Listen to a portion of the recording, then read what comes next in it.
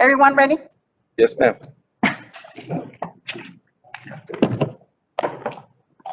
Everybody.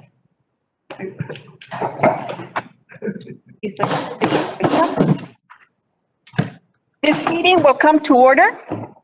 We are the Mission CISD School District, and we're holding a Board of Trustees workshop, former committee meetings, and it is Wednesday, March the 3rd, 2021, and it is 6:34. On March the 16th, 2020, Governor Greg Abbott granted a request by Attorney General Ken Paxton to temporarily suspend a limited number of open meeting laws to the extent necessary to allow telephonic or video conferencing meeting in response to the coronavirus COVID-19. In accordance with those suspended rules, we certify the following. Notice of this meeting has been posted online for at least 72 hours. Although members of the board are not gathered in a central physical location, we do have a quorum in attendance at this meeting by video conference or telephone call. We are meeting by use of Cisco WebEx, a software application which allows two-way communication for members of the public. As we would at any in-person meeting, members of the public who have followed the instructions on the meeting notice for registering to speak during the public comment portion will be unmuted for 5 minutes to speak. All other meeting procedures will adhere to board adopted procedures to the extent practical. An audio recording of this meeting has been made and will be available to the public at a later date. This software application allows for up to 1,000 people to view and interact at a time. We apologize in advance for any unforeseeable difficulties and ask for your patience as we navigate unprecedented conditions. If you have any questions about the suspended laws, please call the Office of the Attorney General at 888-672-6787 or by email at toma@oag.texas.government. Next on the agenda is public comments on a specific agenda. We have none for the workshop, ma'am. We have none for this workshop. Okay. Superintendent's update, Dr. Perez. Yes. Can everybody hear me? Yes, ma'am. Well, good evening. And it is my pleasure to congratulate our annual spelling bee winners. First place is Caitlin Rodriguez, 4th grade, Midkiff Elementary. Second place, Kiana Martinez, 6th grade, Rolf Cantu Junior High. Third place, Kayla Ramos, 5th grade, Pearson Elementary. Fourth place, Felipe Cantu, 3rd grade, Castro Elementary. And 5th place, Alisa Carrillo, 4th grade, Cantu Elementary. Congratulations to our 2021 annual spelling bee winners. And today I had the pleasure to finally send a great email to our Mission CISD family of employees. It was with such joy that I sent the following email at exactly 4:26 p.m. Mission CISD family, good news. The Texas Department of State Health Services today notified all vaccine providers that they should immediately include school and child care workers in COVID-19 vaccine administration.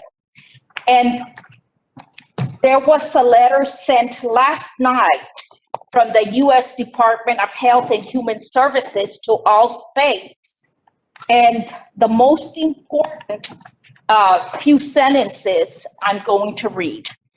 Folks, in order to address this important public health issue, the Health and Human Services Secretary hereby directs all COVID-19 vaccination providers that are administering COVID-19 vaccine purchased by the United States as follows.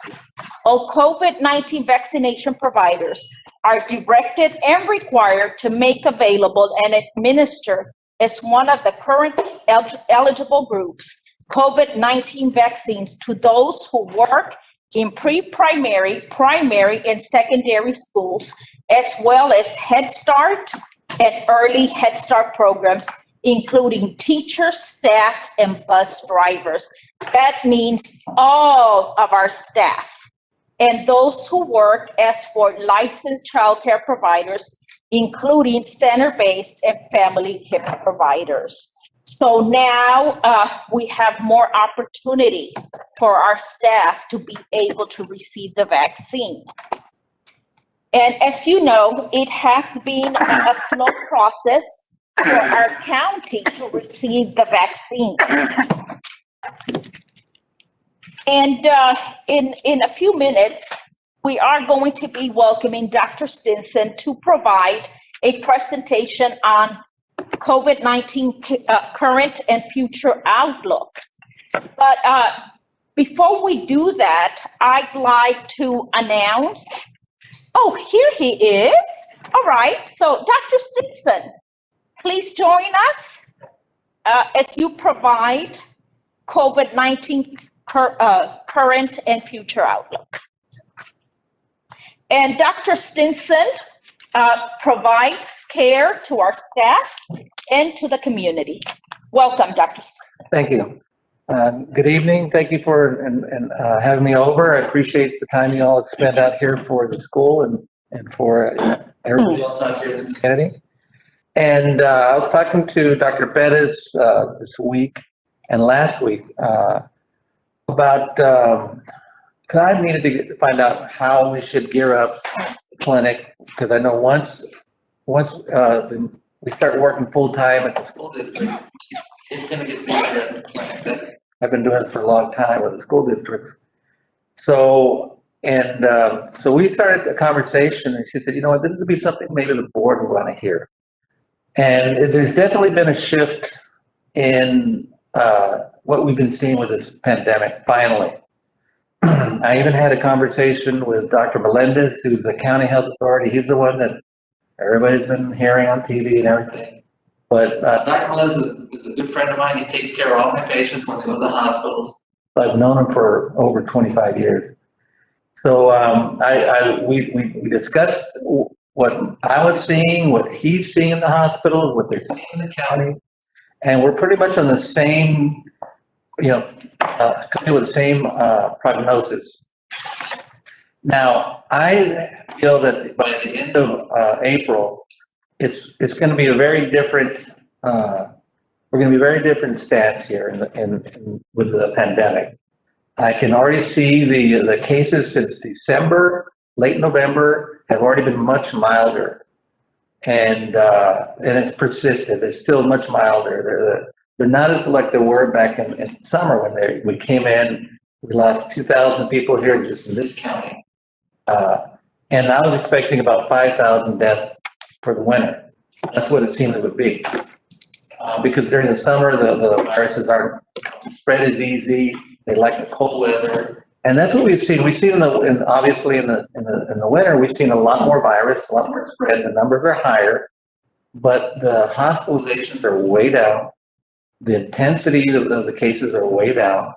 In fact, Dr. Melendez said that compared just in 4 weeks, it's just hardly anybody, hardly any cases in ICU. He said that it's just been a remarkable drop in the amount of serious illnesses just in the last 3 weeks. Of course, I've been seeing that as an outpatient and out in the clinic. I've been seeing the cases before he gets them. And I've noticed that since November, December, and which is typically what we expect for these type of novel coronaviruses that we've seen in the past. We've had MERS and we had SARS-1. This is SARS-2, and it's doing the same thing. It's hard. It's very aggressive, and then it starts changing to a more calmer, easier spreading upper respiratory infection. So that's when they said it spreads faster than the South African and all those other strains. Actually, most of us who've been dealing with this a long time, we're waiting for that to happen. So if it spreads easier, that means it's a less aggressive infection. And that's the nature of coronavirus. It wants to be a cold. It doesn't want to be a pneumonia. It wants to be a cold. It wants to live in our community forever. And this will be another one of our other 4 existing coronaviruses that we just treat as cold.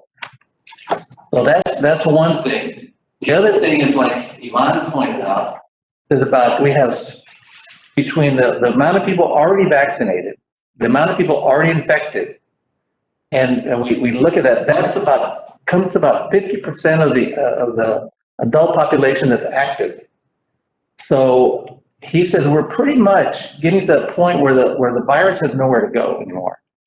And as every day goes forward, every week goes forward, more and more vaccines are coming out. We're going to see our vaccination go up by I would say 50%, because we're rolling out more Moderna, more Pfizer. Johnson & Johnson is going to be providing a third one. They're going to be able to make a lot more, I think, than they expected. So we should see a lot more immunizations go around here. So that's going to be in a couple of months. We'll get to a point where not only is the virus still continuing to be less aggressive, the warm weather comes in, so it's less spreading. And now we're going to have more people vaccinated. So that's what we were talking about. Is I think that for the strategy of how to reopen the schools, yeah, I don't think we should reopen next Wednesday like the governor. But yeah, but I think that once we're going to start feeling, or the month of March into April, a much different perspective on the pandemic. And I think we're all going to be ready for that. I think definitely Melendez, he said that he's more conservative on this. He's been battling this with authorities.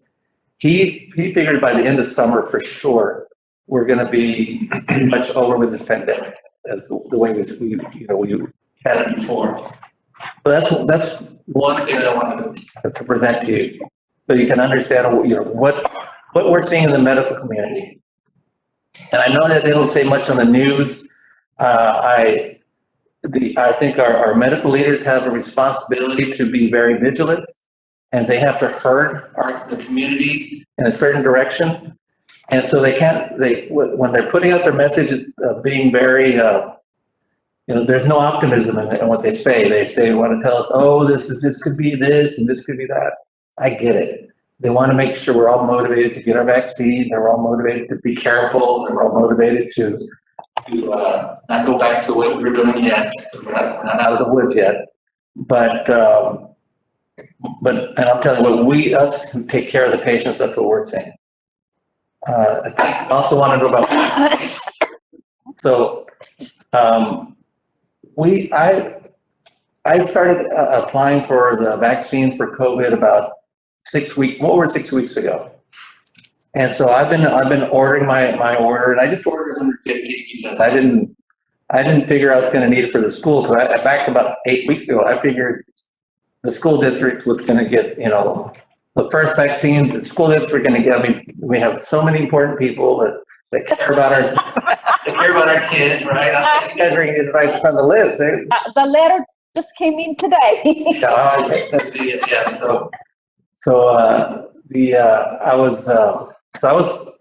I was surprised about that, but when we started talking, I found out that Delaware still hadn't really had any good knowledge, any news about any vaccines. So I said, you know what, let me just go ahead and order a couple thousand vaccines, and maybe they'll send me some, because we don't know who's going to get it. I oversee a clinic in San Benito. I'm the director of this clinic. It's a friend of mine. He's a nurse practitioner. He's his own independent. He just needs a doctor to sign off on his charts. And on the 22nd of December, he had just submitted, like a few days before, he answered to get the vaccines. He didn't order it yet. He just put a questionnaire, and they said, well, how many healthcare providers do you think you could vaccinate? And he put 1,000. And 2 days later, they show up with 1,000 vaccines 2 days before Christmas break. And he could only give it to healthcare providers. And he didn't know what to do. And he couldn't just keep them. It was the Moderna. So he, without knowing, without even ordering, he got 1,000, and he was inundated with people trying to call in his office because the state puts out who got the vaccines. So everybody in Cameron County was going to that little clinic there. So it was pretty chaotic, but that's kind of the way it went. They don't even know why they got the 1,000 and why, other people haven't. So it's kind of been like that for the last few months with the vaccines. I understand it's a brand new process.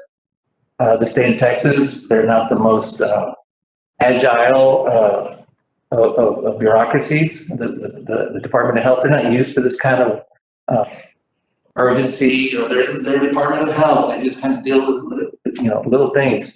And we threw this pandemic at our state agencies, and they just weren't ready for it. So their websites weren't ready for it, nothing, they weren't ready for any of this. So I can understand why they're having problems with it. But hopefully within a few weeks, we'll have a little bit more, we'll have an idea when we'll be getting the vaccine. But as soon as we get those vaccines, of course, I ordered them for Mission School District. So that's what we're gonna do, that's our game plan. Because like I said, I was only gonna order 150 for my clinic. But since we talked to Dr. Bettis and said, you know what, let me order 2,000, let's see if maybe by ordering a big number like that, I'll get it. And I'm pretty sure if I get 2,000, I'll have, there'll be plenty of people to want to. And I like that, I know that with Mr. Castaneda, we can organize it pretty quickly. The school districts have been very involved. And tomorrow, we're gonna go check, is it tomorrow morning? Martin? Yes, tomorrow morning. Okay. And then, so I'm gonna go kind of observe what they're doing there at the Civic Center. But I know that the school district has been very helpful in providing staff, and it's a good experience for the school district. And so when we get the vaccines, we're just gonna work, hand in hand with the school district on that. Now, I think the vaccines, I'll give you a little, I'm pretty sure well, I don't know.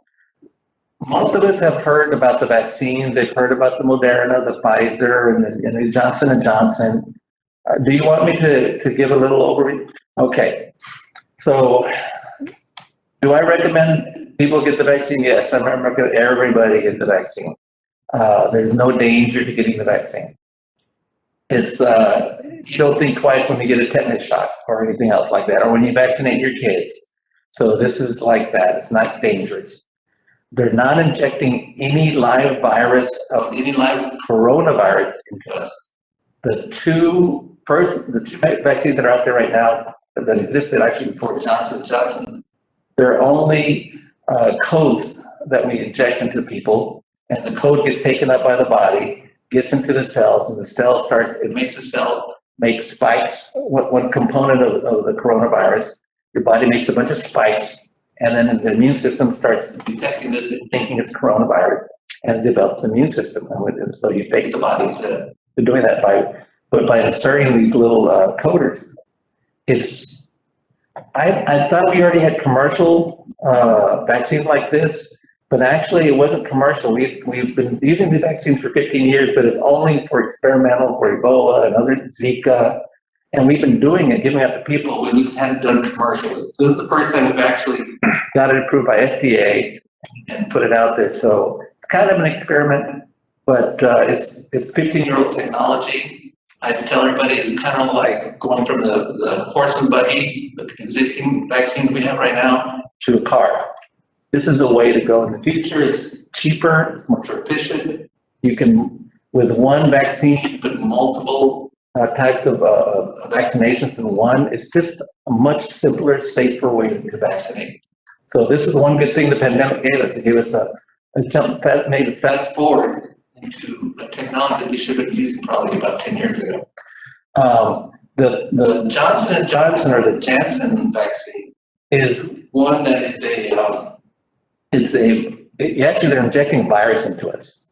So you're getting an adenovirus, which is a common virus that we all get. It's nothing, it doesn't cause any problems. So the virus gets in you, it's carrying a the messenger, the code with it. It gets taken up by the cell, the cell destroys the virus lets loose of the code, and starts coding through the same thing the other vaccines.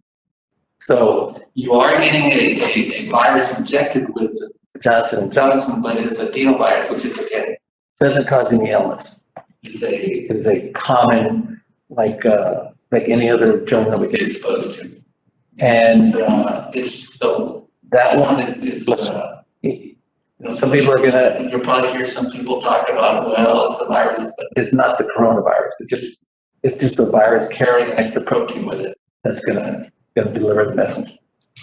So it's a lot easier to deal with. That one's only one dose. It's probably going to be the one that we may use for the long term because it's easier to store, it's easy to produce, and it's only one dose. So they see that might be the one that gets that dominates the market in the future. So any questions, any issues? Dr. Sings, my understanding is that it's 16 and over only. What about children? Right. So the children right now, they went through emergency approval, and they only did it on adults. They didn't. I don't know who's doing it on children. I wouldn't doubt that they're doing it on children also, but it's always tough to get anything approved very fast on children because who's going to volunteer their children to get a vaccine? Correct. You know, it's hard enough to get adults to do it. So it's always a problem. I think. So I don't know when they're going to start approving for the children. Okay. Thank you. Dr. Stinson, on the effectiveness, is it different, the Johnson over the other two, Moderna and Pfizer? Well, Effectiveness is the same. if you look at the FDA numbers, and that when you go to the pharmacy and your doctor prescribes you a drug, and HEB or wherever you go to, Richards, or they'll give you a little paper and says all the side effects and all the warnings and all that stuff. And I would always tell my patients when they give you that paper, what I want you to do is I want you to wad it into a ball and throw it back at the pharmacist.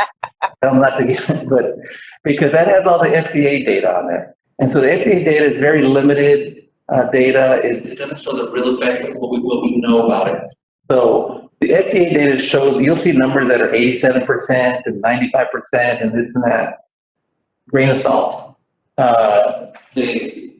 It should be very effective and as far as what we want to do, as far as decreasing the infectious rate, decreasing the serious infections, and we expect it to be anywhere between 80 to 95%. Those are all acceptable numbers. The people who won't benefit from the vaccine, maybe if you have a weak immune system or your system was weakened for some unknown reason, maybe the vaccine doesn't take you. But or maybe the vaccine was given to you inappropriately. Maybe when they manufacture, it's a assembly line. Nothing comes out perfect that's made by man. So maybe one of those vials that just didn't dump the right material in, and you got a blank vial. Stuff like that can happen. But we expect it to be very effective. We don't expect any difference in any of the three. Plus, there's two more that are coming out. There's two more that will probably come out in a few months. So we'll have 5. So also, before the current vaccines like Moderna was made available to the public, we had seen some statistics. What are the statistics now after first vaccination and second dose? Yeah, they're looking, so far they're looking really better than what they looked like before they came out. That's what we're seeing so far. They're looking, the numbers are looking really good. I'll tell you, we always thought that we would get 50% effective rate on flu shots for anybody that's 70 years or older. If we got 50%, we were happy. we would expect on younger people to be about 8-9%. That's not flu shot effective. Now, these are ranking even higher than that. So, it's very impressive the numbers we got for that. What we're seeing right now is definitely those numbers are being matched, and even after one dose, you're seeing, and within a couple of weeks after one dose, we're already seeing a change. We're seeing people. We're not seeing anybody having been hospitalized or that had the vaccine. And I mean, there's millions of doses of vaccines are given worldwide. So far, so good. Thank you. Any other questions for Dr. Stinson? Which did you get? I got the Moderna. That's all I had. Did you have any effects at all? Yes, I got severely ill. No, it's not. So we saw, what I've seen, me personally, I just got a sore arm, and I got a week later for weeks 2 and 3, I got a funny little headache here I never did get, and it kept coming every morning, and I said, this feels like it's probably the vaccine. And then when I got my second dose, the next morning, I got that headache, but more intense. Just took a couple of Advils and went away. And that was all I got. I didn't get any of the other things that some people get. I mean, I've seen people that come in the next day after the second dose, and they're weak, and you see their faces like they're sick. And that can last about a day. That's about the worst I've seen it. Okay. Thank you. But as far as serious things, no. So basically, you'll have. I think the sore arm is pretty tough. It's sore. It's like somebody really hit you hard. But that's no big deal. As long as you're not moving, you're fine. But the other stuff is just. Nothing to even think about compared to what you're getting and what we're doing for the whole community. So, Thank you, Dr. Thank you very much. okay. Thank you so much. Thank you. Yes, definitely. Yes.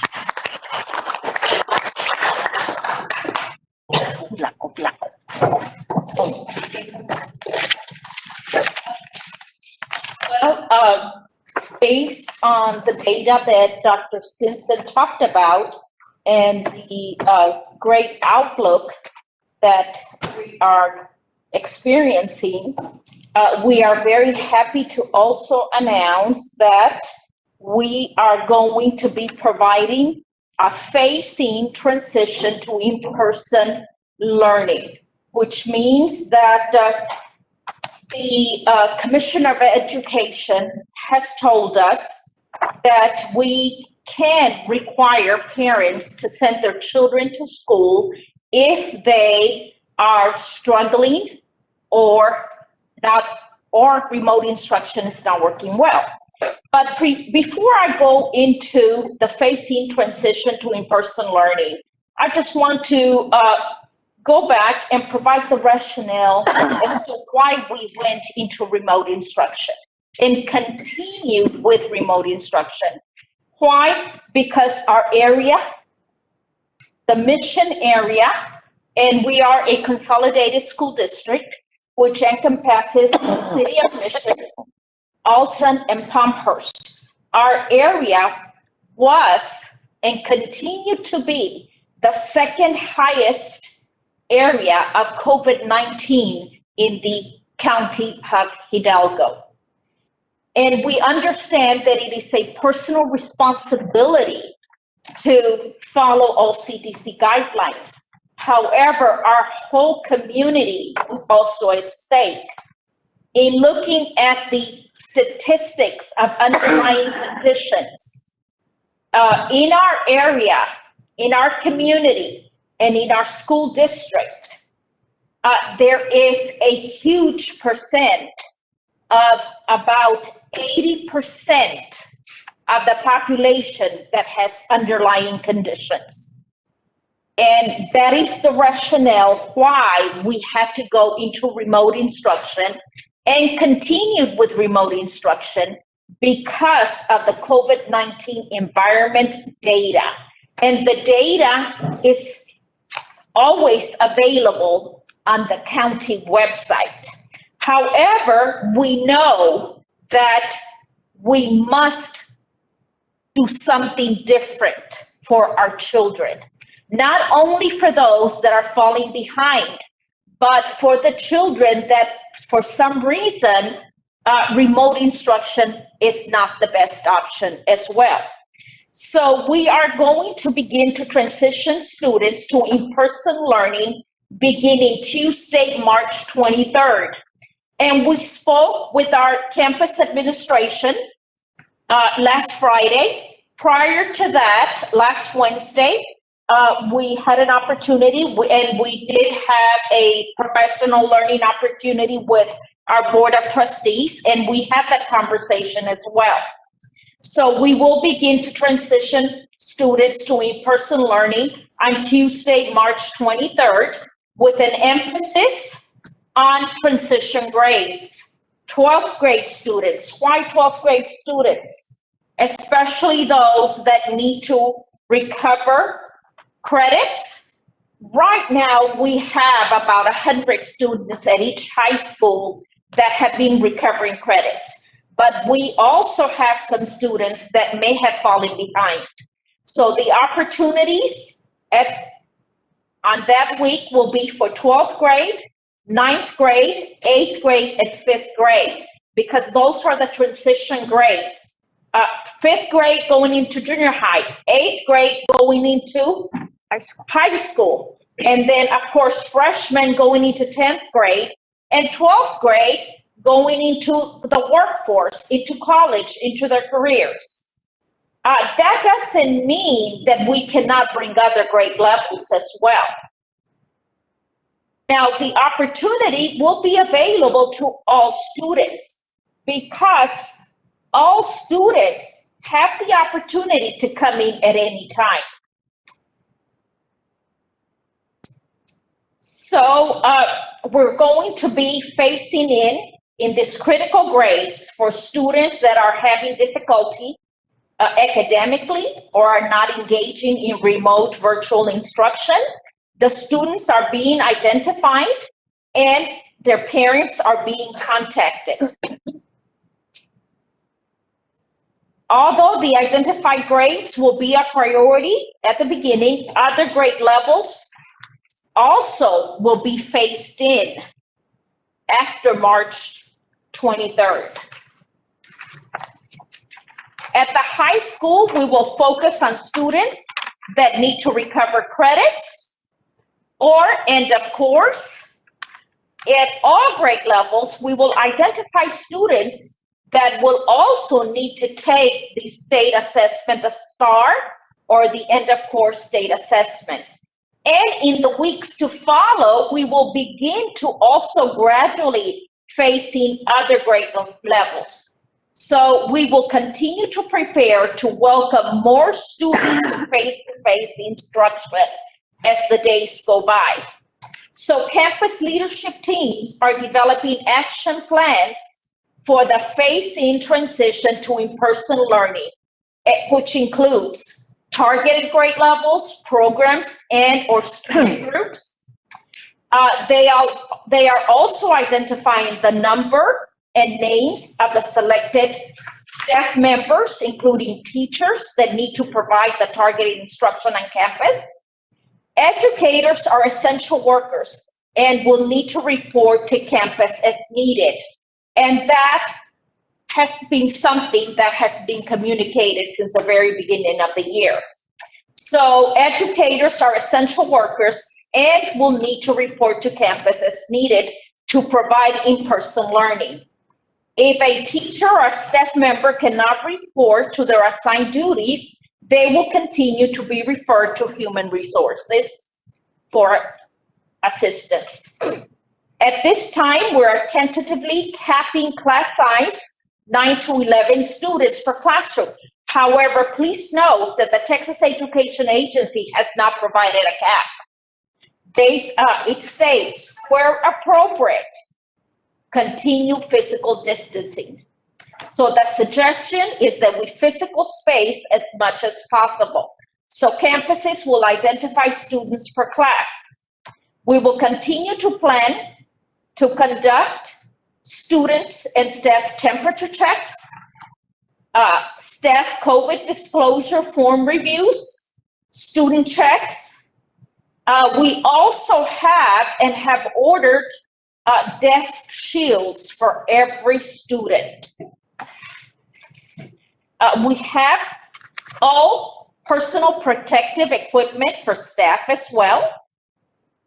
And we have plenty of masks for our students. We will, campuses will also identify entry and exit locations. They will also provide location of classrooms that will be used. They will list protocols for restroom breaks, supervision, and consistent disinfecting. Our schools, our classrooms are disinfected on a daily basis with the Clorox e-mist, and that solution gets into the nooks and crannies because it does have those properties to be able to do that. Pre-COVID, we would use that several times a month, and especially during flu season. Now it's done on a daily basis. Our custodians are constantly disinfecting throughout the day as well. And children are also trained to make sure they wash their hands, disinfect their hands with hand sanitizer, and also disinfect their desks. There will be a communication process with parents of students identified to report on Tuesday, March 23rd and thereafter. At the same time, parents that have been contacting our schools, as a matter of fact, as of Monday, we received 300 more students into our schools. So more students are coming in. We will confirm communication with staff and teachers as well. Communication with transportation to identify bus numbers and student totals will also occur.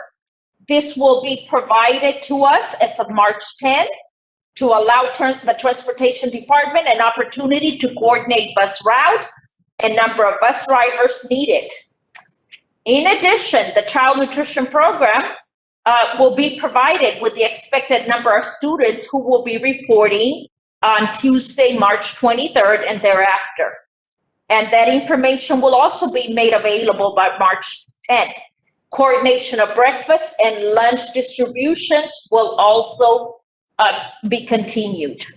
Breakfast and lunch duty assignment schedules will be provided. Campuses will continue to be creative, yet still utilizing CDC guidelines for the safety and health of all participants, because that is our highest priority. Other details needed to complete a smooth transition to school for students to meet their academic needs will continue to be reviewed and approved. So teachers and staff will be asked to report on Tuesday, March 23rd as needed. And also, they will be going to the campus on Monday, March 22nd during teacher workday to prepare their classrooms, and all safety protocols will be followed.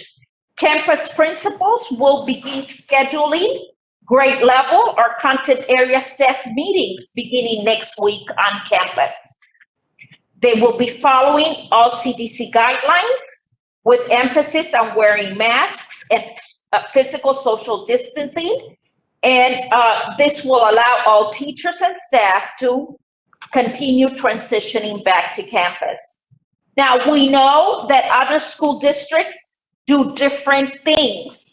Why? Because that is what's best for their community based on the environment of COVID.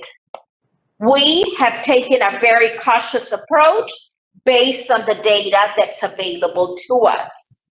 So we will continue to phase in and transition into face-to-face instruction until all staff will be in our classrooms as soon as possible.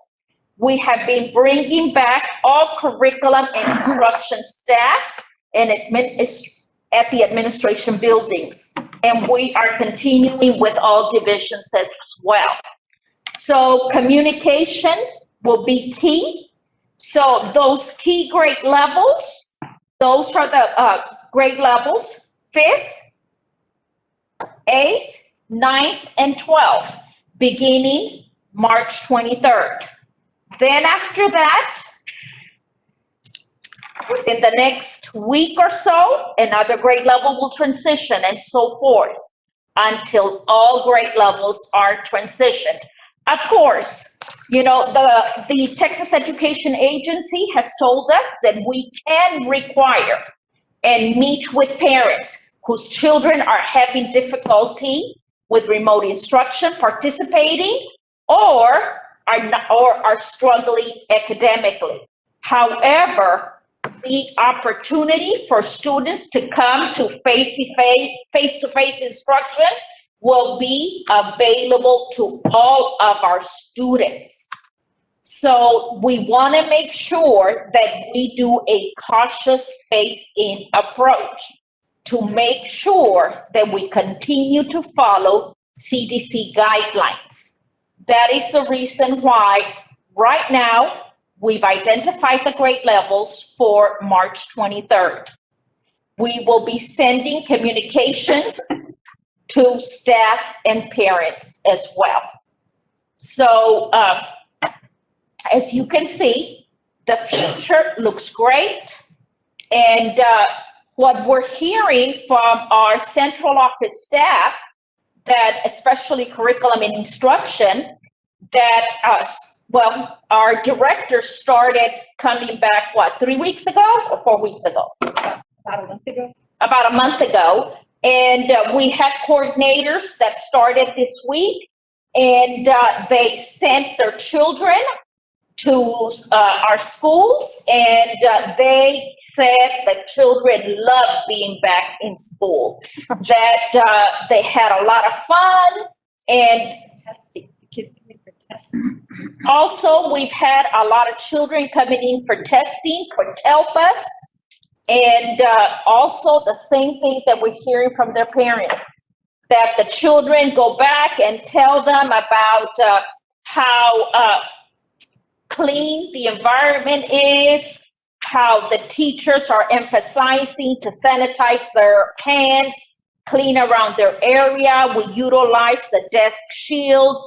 But that email that I got last night from one of our coordinators telling me how her children love being back, and that it didn't matter that they were 6 feet apart, the fact that they got to see their friends and they got to still, interact as the teachers are teaching. So that was very, very powerful, and we want to hear more of that. So this is very important to us, and we take it very seriously, because that is why we're here. We are here for our children. It's Children First Admission CISD. Thank you. Thank you. Thank you. Okay, moving on. Transforming Teaching and Learning Committee. Dr. Roberts?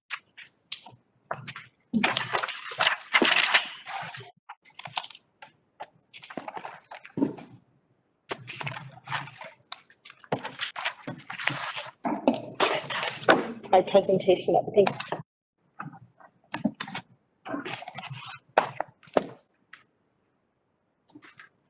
Afraid to click a button and afraid to say. Your presenters.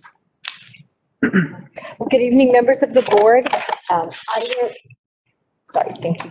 Good evening, members of the board, audience, Dr. Pettis. This evening, we are going to present something called the Teacher Incentive Allotment. We can't hear you. Okay.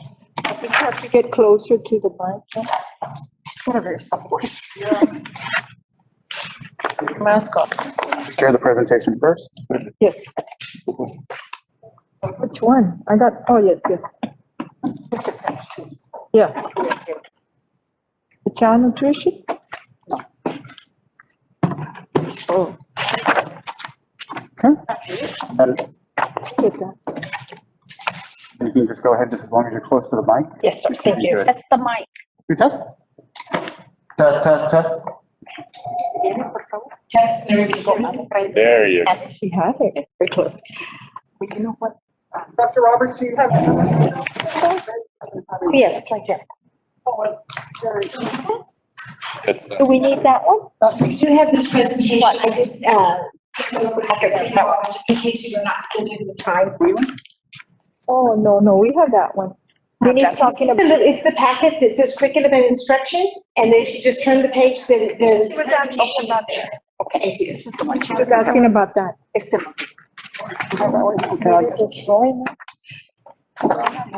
The teacher incentive allotment,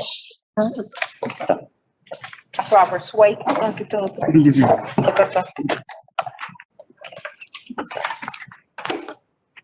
do you need, Ms. Gallardo? We good? Or you need some?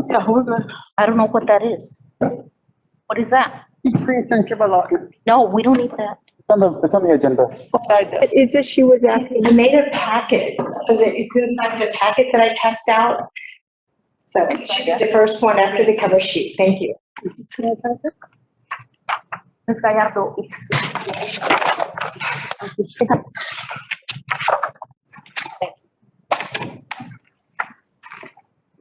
Thank you.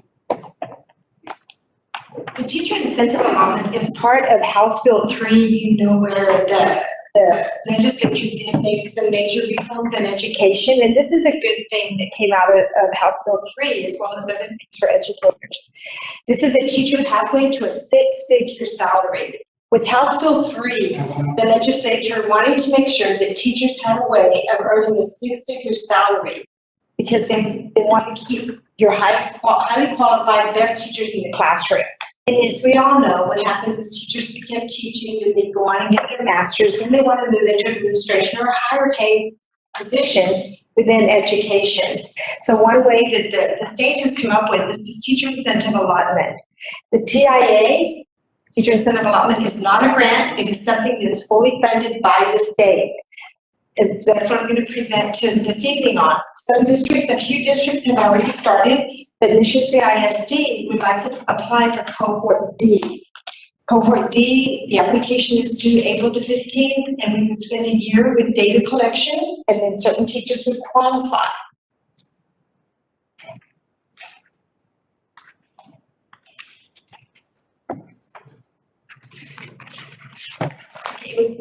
As far as in our district, what we have already done is we introduced this to the campus principals at our principals ILS in January. We presented again last Friday, and now we are turning it over to the campus administrators. Hello? There comes Super. Houston, we have a problem. Technology and I do not mix. When I'm alone by myself, I can do everything. Here it is. well, but- Back on. It's Okay, back on. okay, sorry, thank you. So now our next steps are that our campus principals have been given a couple of presentations that they can present to their staff so that we can get teacher feedback. We do want to make sure that everyone is aware this is something we would like to pursue on behalf of our teachers, but we do want our teachers to have input into it. And so our campus presentations they've already begun, and they'll go on into next week. And then we were looking at surveying our teachers to see what their thoughts are. And then I put here to decide which campuses and teachers to target. A lot of the districts start with like one campus with certain grade level. But as we were discussing with our leadership team, we kind of said, okay, we know that the questions will arise, well, why certain teachers and not us? So that's why we want to present it to the teachers and let them know how everything will work out. And also that we do need additional training to add more and more teachers. I keep hitting the wrong button. So the theory of the teacher incentive allotment is based upon a theory of action, and it is to attract and keep the most highly effective educators in the most challenging classrooms teaching our most at-risk children. But you can see here on this slide, it shows you the bell curve and it shows low performance.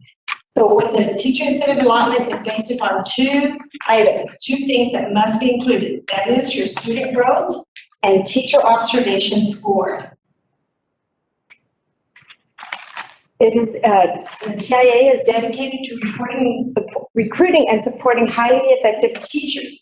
So the two areas that we're looking at, of course, is retention of teachers and recruitment of teachers.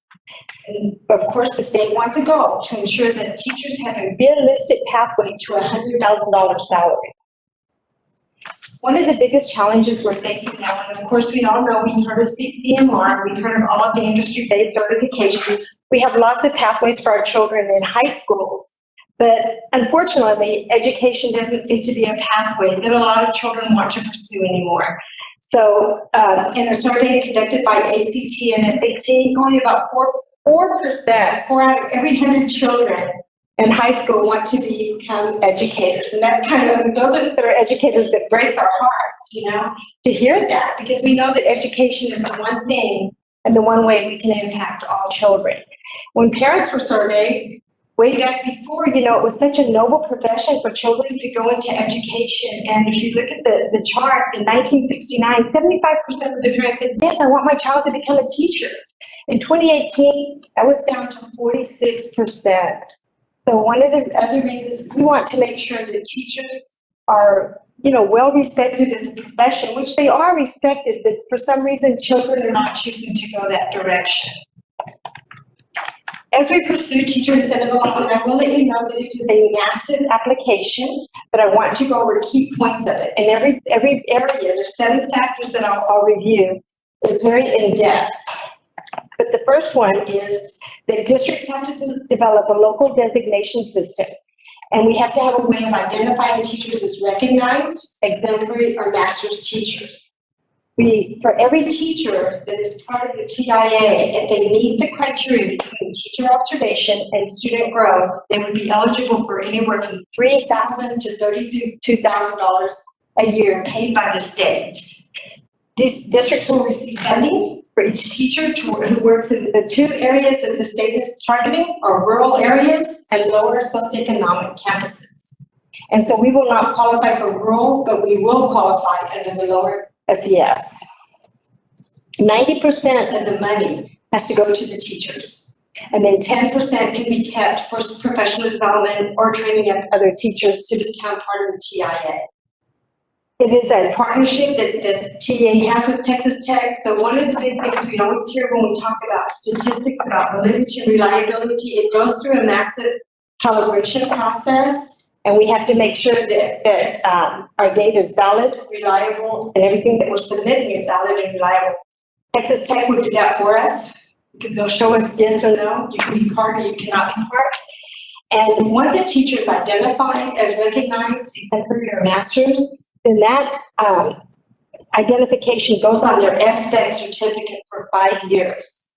So if a teacher's designated 1 year, they have that designation for 5 years, and it follows them wherever they may go. Why do we want to pursue this? Well, as you know, we're always looking out for student achievement. So this will be one area because one of the 2 areas has to be student growth that we target. The other one is to support teacher growth. Another reason is to increase retention of our most effective teachers, remain competitive in the labor market. If you notice, I said that we have a couple of districts in the Valley that were part of cohorts, the previous cohorts, and they started very small. But if we don't pursue this, and all other districts do, then we could possibly lose our teachers to other districts because of the funding.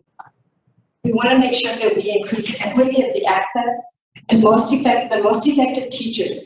Again, what we always hear, you have to have your very best teachers with your highest need children.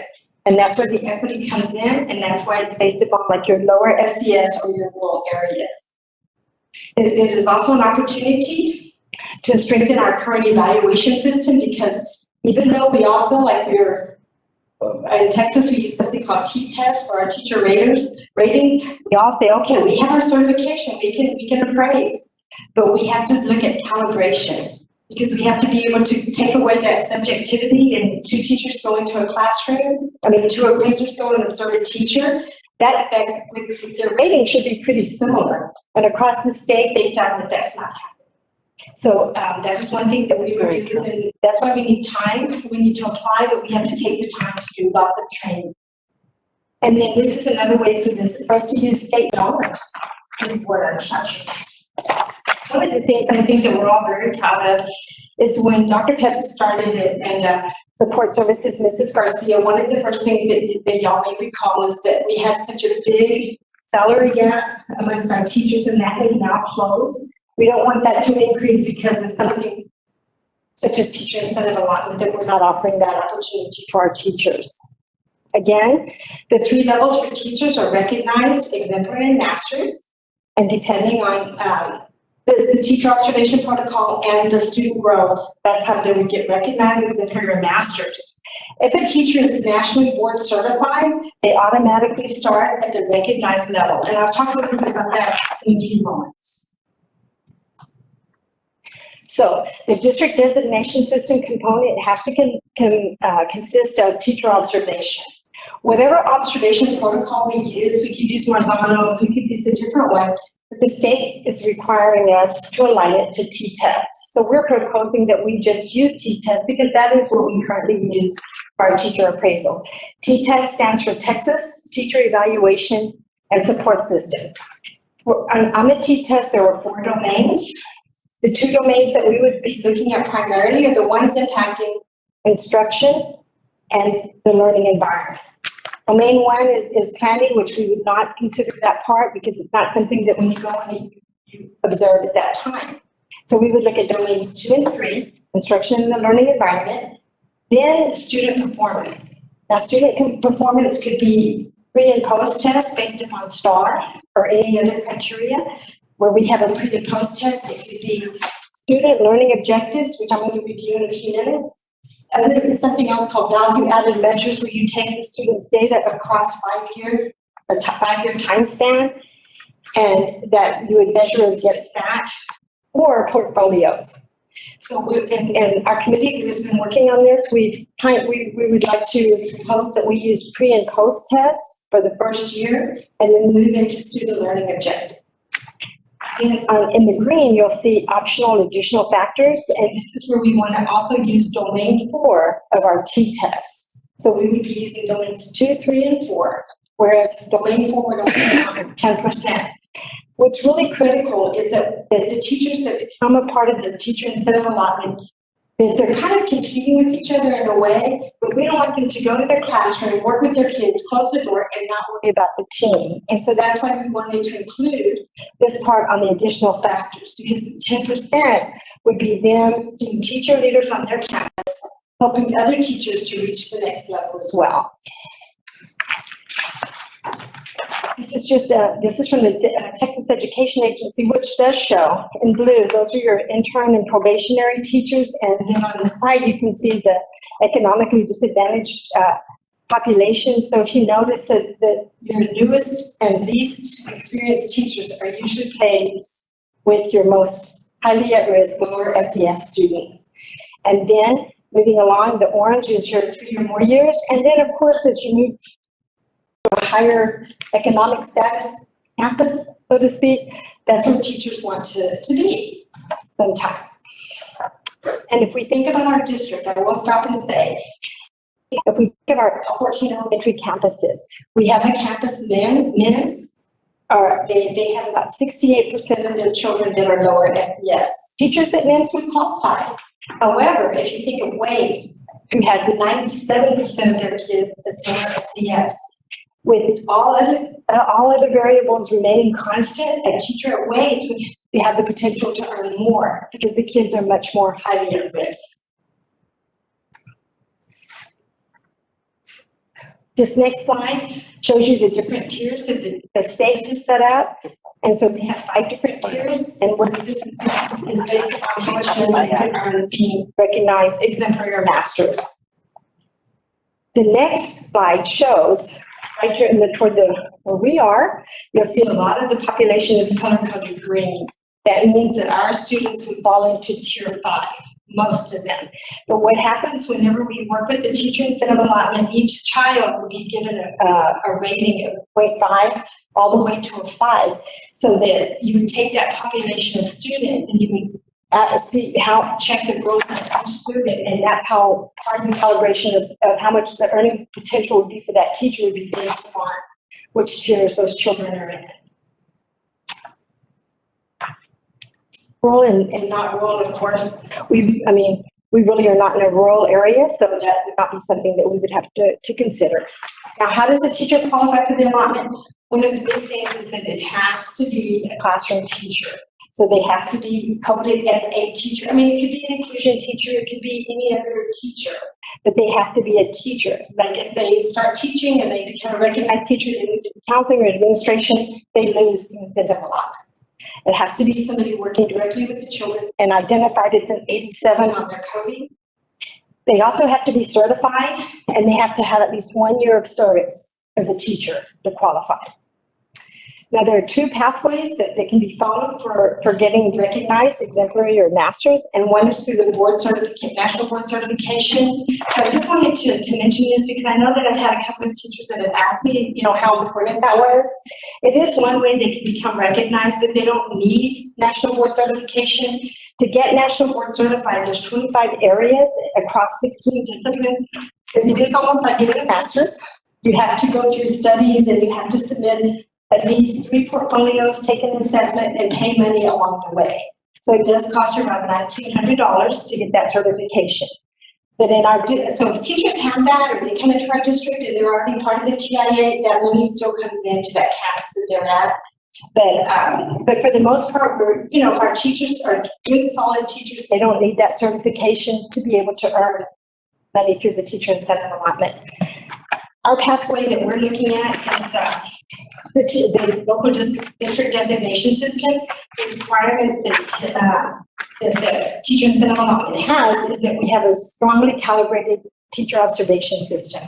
We all use T-tests, but we need to make sure that we calibrate amongst appraisers. Some of y'all are familiar with CALPUS, and you know that before that we can submit, teachers have to go through calibration to make sure that they're accurately rating. It's a similar thing that we want to do in our district. We would want to take next year and do internal calibrations ongoing. And so, we can use videos, we can, work in different ways, but we would want to rate and make sure that everybody's rating very similarly. And it has to be aligned to the T-test. That's why we're proposing we just use T-tests, not another observation protocol. And then the other part that we're planning, of course, is in T-test, domains 2, 3, and 4, where domains 2 and 3 would be combined for 40%, and domain 4 would be 10%. For teacher observation minimum average ratings, the state does give us certain criteria, and so according to the rules from the TIA, from the commissioner, it's derived from an analysis of 5 years of data across the state of Texas on the T-test. So those of you that may be familiar with the T-test, in every dimension there's a rating of 1 to 5. It starts from needs improvement all the way to the accomplishment level, 5 different areas. And so the ratings are set by the state more or less for each of the different levels. So what the state is saying, about 90, the teachers that would be identified as mastery level teachers they would have to be in the top 5% of your teachers in the 95th percentile.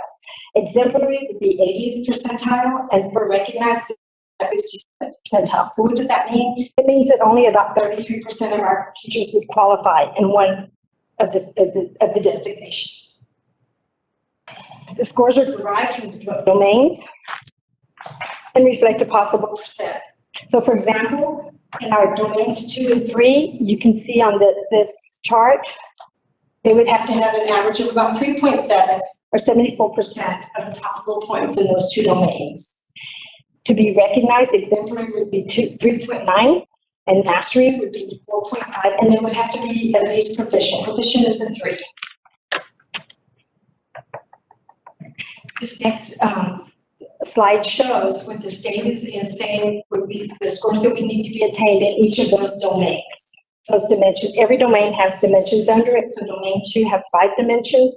Domain 3 has 3 dimensions. So some of the frequently asked questions, are only certified teachers designation? And the answer is yes, they must be certified in the state of Texas. Is a teacher's designation tied to a particular grade level or content area? No. If a teacher earns a designation, for example, like the example given here is that I'm a high school teacher, I earn my designation for my data, for my English 1 class in high school, but then I moved to teach U.S. history. I'm designated for 5 years, so that designation continues with me, as does the funding. Is there a state cap on how many teachers can earn a designation? No. And it's totally state funded. Again, 90% goes to the teachers. The money follows the teachers, even if they leave the campus or go to a new district. The district does need to have a plan, a local plan in place, and we need to complete an attestation verifying how the funds are used. So that's all part of the application. So our proposal is that in year 1, and we're proposing this to the teachers, and then we will do a survey with teachers. And we would target our campuses just to give them the opportunity. So right now, as the campuses are presented, they would speak with their teachers. They're going to go, of course, a little bit more in depth. Mr. Hill is our diamond in our hidden gem. And so as we started this process several months ago, and we started talking about calibrations. I talked to him about, doing some correlation analysis. And the guy, he said now he loves correlation analysis. And so he started doing all of these different data sets. And from that's how we've been determining how we wanted to proceed. And so we thought about, using, just going with our highest need campuses, maybe the ones that were C-rated. But then our thinking is that, okay, then teachers from other campuses, they say, well, why only them and not us? And so that's when we wanted the presentations to the campuses, and then the campuses would decide if they wanted to participate. The other thing, because of the calibration, we wanted to go with STAR tested the first year. Why? Because it's very clear. You make it or you don't. And so we would look at pre and post test, and use t-test and STAR. And then the whole year of 21, 22, which is the data collection year for the first cohort, which would be based upon STAR, we would also take that year to plan and to train all of our teachers, our administrators, to retrain on the t-test and recalibrate amongst ourselves. And then for all of our teachers to be trained on what we call the student learning objectives. The reason SLOs would be really great is because it doesn't matter if you're a fine arts teacher or you're a calculus teacher. Every teacher in the district has to work with SLOs, student learning objectives, that they set with their principal at the beginning of the year.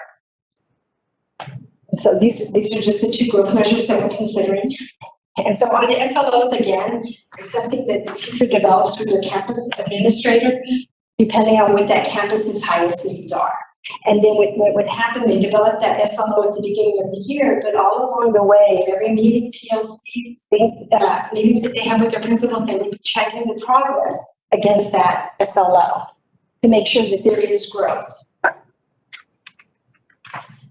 So here we are with the calibration. I'm just going to give a quick overview on that. So the available data that we had as a district when Mr. Hill started working on this, we only had 2018-19 t-tests, and we only had STAR for 2018-19 because last year, of course, we were in the pandemic, and then we had many waivers on the t-tests. So using that data, we want to use 50% from t-tests, 50% from student growth.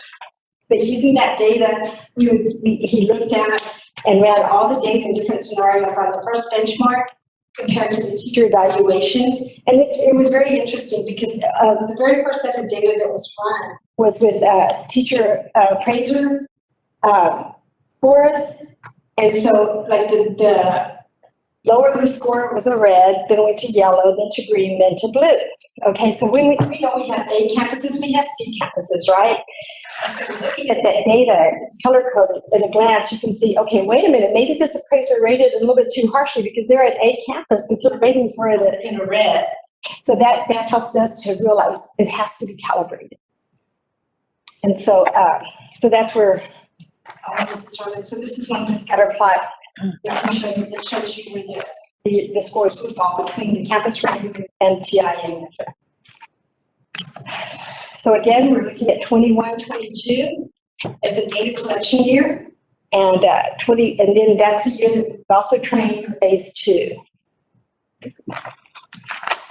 Timeline. The deadline for the application is April the 15th, so it is about, it's about a month and a half away. And then we would not, then what would happen once we submit our application, Texas Tech would check all of our data, they would let us know whether or not it would go forward. And then if so, we would do our data capture in 21-22. Then we would base all of our data on the 21-22 year. And then we would notify whether or not our data was accepted by February of 2023, the first payout to teachers in September of 2023. So the 7 parts of the application. You see the rationale, the stakeholder engagement, weighting, which we discussed, the calibration, which we discussed, student health measures, which we discussed, the spending plan, it has to be 90% goes back to the teachers and 10% for the campus or the district to support other teachers. And then, of course, our district support plan. Again, why do we want to participate? Our student growth, to retain our most highly effective teachers, and for equity across our district. So this is just a summary. So does anybody have any questions? It's quite a job. It's gonna be a lot of paperwork. A lot of, what happened? You can't hear me? Is it off? It's going to be, yes. A long process. It is, the application is very in-depth, and it is going to be paperwork, but it's not going to be as much for the teacher as thinking, because they have to have T-tests anyhow, and if they're a star teacher, we're going to have those scores, and then we have what we call our calculator that it goes into. So. And this is gonna be open for everybody? I'm sorry. go ahead. Our plan is for us to start with the first year, to start with the STAR tested grade levels. The second year, we want to start with student learning objectives. That would open it wide open for everybody, because all teachers have to submit the STAR student learning objectives. We just, even though our teachers have been trained on it and we use it, we feel like we really need to go back and retrain and implement with Fidelity to monitor the growth there. So we can be training them before they're starting to be having data collected on that. Because this calibration is really going to be the key. Because, you know, it seems, well, when I used, we had the career ladder. It's similar to the career ladder, but calibration, there was always favorites, and that's one important thing, because everybody's gonna have to be very, very careful on that. And the whole, that's where Texas Tech comes in, because we can't have the favoritism, and you're taking out all of that subjectivity. And so that's why we want to take that next year, data for the cohort 1, to retrain all of our appraisers on T-tests and make sure that within district, we are calibrated. So that It's a big opportunity, because to make money for the teachers, I mean, to $100,000, you can get to, $3,032. That's amazing. Exactly. Here's where we're going to really find out who's really dedicated and really want to make the money. And Because it's on the table. I think that we're prepared. I know some teachers may not agree with doing it, but that's why we want their input as well. I don't see why they would not want to. That does mean there's a little bit more. But if you're fine with where you are and you're not worried about being a recognized or exemplary or master's teacher, then you're still getting paid your salary. You're still one of our teachers. But other teachers who really excel would have that opportunity. And we wanted that extra 10% domain to be for teacher leadership, because we don't want somebody just to go in, close the door, and say, I'm just worried about me getting the money. We need to build capacity. So at what level do the teachers have to be in order to have the allotment? They have to be, the state says that it's going to be your top 33%, but then they're going to calibrate us across. And so it's not going to be like, it's going to take work and dedication to get that, because it is a big, I mean, if you think about it, a lot of our teachers are probably in the $60,000-$70,000 range, and for them to earn the $32,000, that's a big increase. It is. That doesn't mean, I can just do more of the same. It's really about reaching the next level. And when a teacher reaches the next level, who is she bringing alongside, or he bringing alongside? Are the children. Correct. And especially, we know coming back from the pandemic, we are going to have lots of gaps. We already know that. And It's a great initiative, Yeah. especially after this, yes, and it's good to reward performance. we really want to present it to the campuses. Yes, Dr. Pettis. So what designation level do they need to be at? They have to be at the recognized level to get any amount. Okay. Okay, and then there was a slide, a previous slide that showed the recognized, it's between $11,000 and $9,000. If you're the exemplary, that's when you hit up to 32,000. And at the masters? At a master's, it's up to 18,000. So it's 9 to 18,000. So it's a great opportunity, but it's not just something that's just given. And the thing is that we're not the ones that are going to be giving or allocating that money. That's where I like that Texas Tech will be coming in and saying, these are the teachers. So they'll make it fair. This is a good incentive because, you know, those of us that love the profession of teaching that we went into, I mean, and everybody is teaching probably whatever reason it is, you know, but this will show, you know, the dedication and the hard work. And even those that might not be wanting to be in the teaching profession, maybe they're going to say, hey, there's money to be made here, and all I have to do is, you know, love more what I'm doing. I'm sure they love it, they like what they're doing, but maybe not love it. And this is where we're going to really bring up everybody's potential. Exactly. And, you know, the potential of the teacher that can do so much in a classroom, especially with all this, you know, right now in this pandemic, and because we're so far behind. And it's an amazing opportunity for all of our teachers. And I think that we, you know, a lot of them can do it, will do it too. And looking at T-test, you know, the big areas that we're looking at domain 2, which is your instruction, delivery of instruction. Are you monitoring and adjusting instruction as children need it? And looking at your classroom environment. And those two areas, teachers have control over. And so they can, you know, if they need assistance, then we're there to help with professional development. How do I go from a proficient to an accomplished? So we can help them to bump up. But I think it'll be more self-reflective, because a lot of it will be self-reflective for the teacher. And then to monitor every student's growth that you're serving. Every student that you're serving, you monitor their growth to see, are they making the gains that need to be made? Because it's based upon that teacher observation and based upon the student growth. And this will allow teachers that are in low-performing schools to shine. Yes. Because you'll see the significant progress and improvement. Absolutely. Are there any other questions? It's great. And just for you to know, this is being presented to the campuses. We will be, you know, surveying the teachers as well. And then we'll be submitting our application. For example, we have the 21 campuses. If 5 of them say, well, our teachers really don't want to do it this year, they want to wait, that's fine. We're not pressuring anybody. We want it to be that they want to do it. Okay, thank you. Thank you very much, Thank you. Mr. Roberts.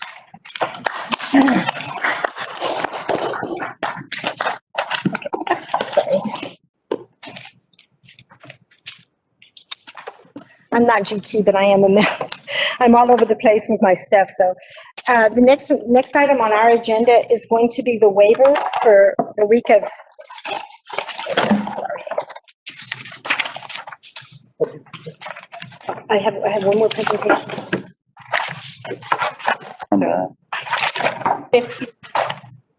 Yes, ma'am. The next item on our agenda is the approval of the waiver application for shifting to 100% remote instruction on February the 15th and the 16th. This is when we had our unprecedented winter weather. And so the state does allow us to what we call other instructional day, which would be going 100% remote. So we are asking for approval to submit that waiver. An acknowledgement of inclement weather currently facing the state of Texas is came from Region 1, TEA through Region 1. An LEA may request another waiver until to switch to remote learning to claim full day minutes. Districts would need to provide a board-approved waiver request with supporting documentation, which we will be bringing forth for approval next week. The next one is another waiver, and that is for the missed school day waivers for the February the 17th through the 19th. Due again to the unprecedented inclement weather experienced in Texas, Region 1 Educational Service Center provided guidance that if your LEA is experiencing electrical outages and closes completely, districts are eligible to apply for a missed school day waiver following the event for a maximum of 3 days without makeup required or having to utilize bad weather days. So as you know, we had that week of unprecedented weather, so we would like to apply for missed school day waivers for those 3 days. The next item on the Transforming Teaching and Learning agenda is the approval of the pre-K 3 and 4 systems adoption. It's okay, I'll give it this moment. I laugh because if anybody's been to my office, I had things all over the place. I always say that's because I was a little bit GT, but I probably was not GT. Where everything is. What they call it, organized chaos? Yes. Yeah. Okay, I apologize. The State Board of Education issued Proclamation 2021 at its June 2019 meeting, which calls for the English and Spanish pre-kindergarten systems adoption. In pre-kinder, we do not have TEKS. What we have are what we call the pre-K guidelines. So the local education agency set its own policies for selecting instructional materials for their students that must include the requirement that materials are selected in an open meeting. Mission CISD's process includes selection of district instructional materials committees, which consist of a teacher representative from every campus. The superintendent or her designee is a member and will serve as the chair of the committee. The role of the instructional materials committee is to examine the different systems and materials on the state-approved list approved by the State Board of Education. After the committee reviews the adoptions with the campus teachers vote. The committee is planning to make the final recommendation at the March meeting. We have completed all of the voting, and I do ask for approval that we had all of our pre-K teachers, pre-K 3 and pre-K 4 review 11 different systems that were submitted to our district for bid, and overwhelmingly, the committee did choose Benchmark. They're ready to advance pre-K kinder system, pre-K 3 and 4 system. So that the teachers selected that with 83.3% of the vote.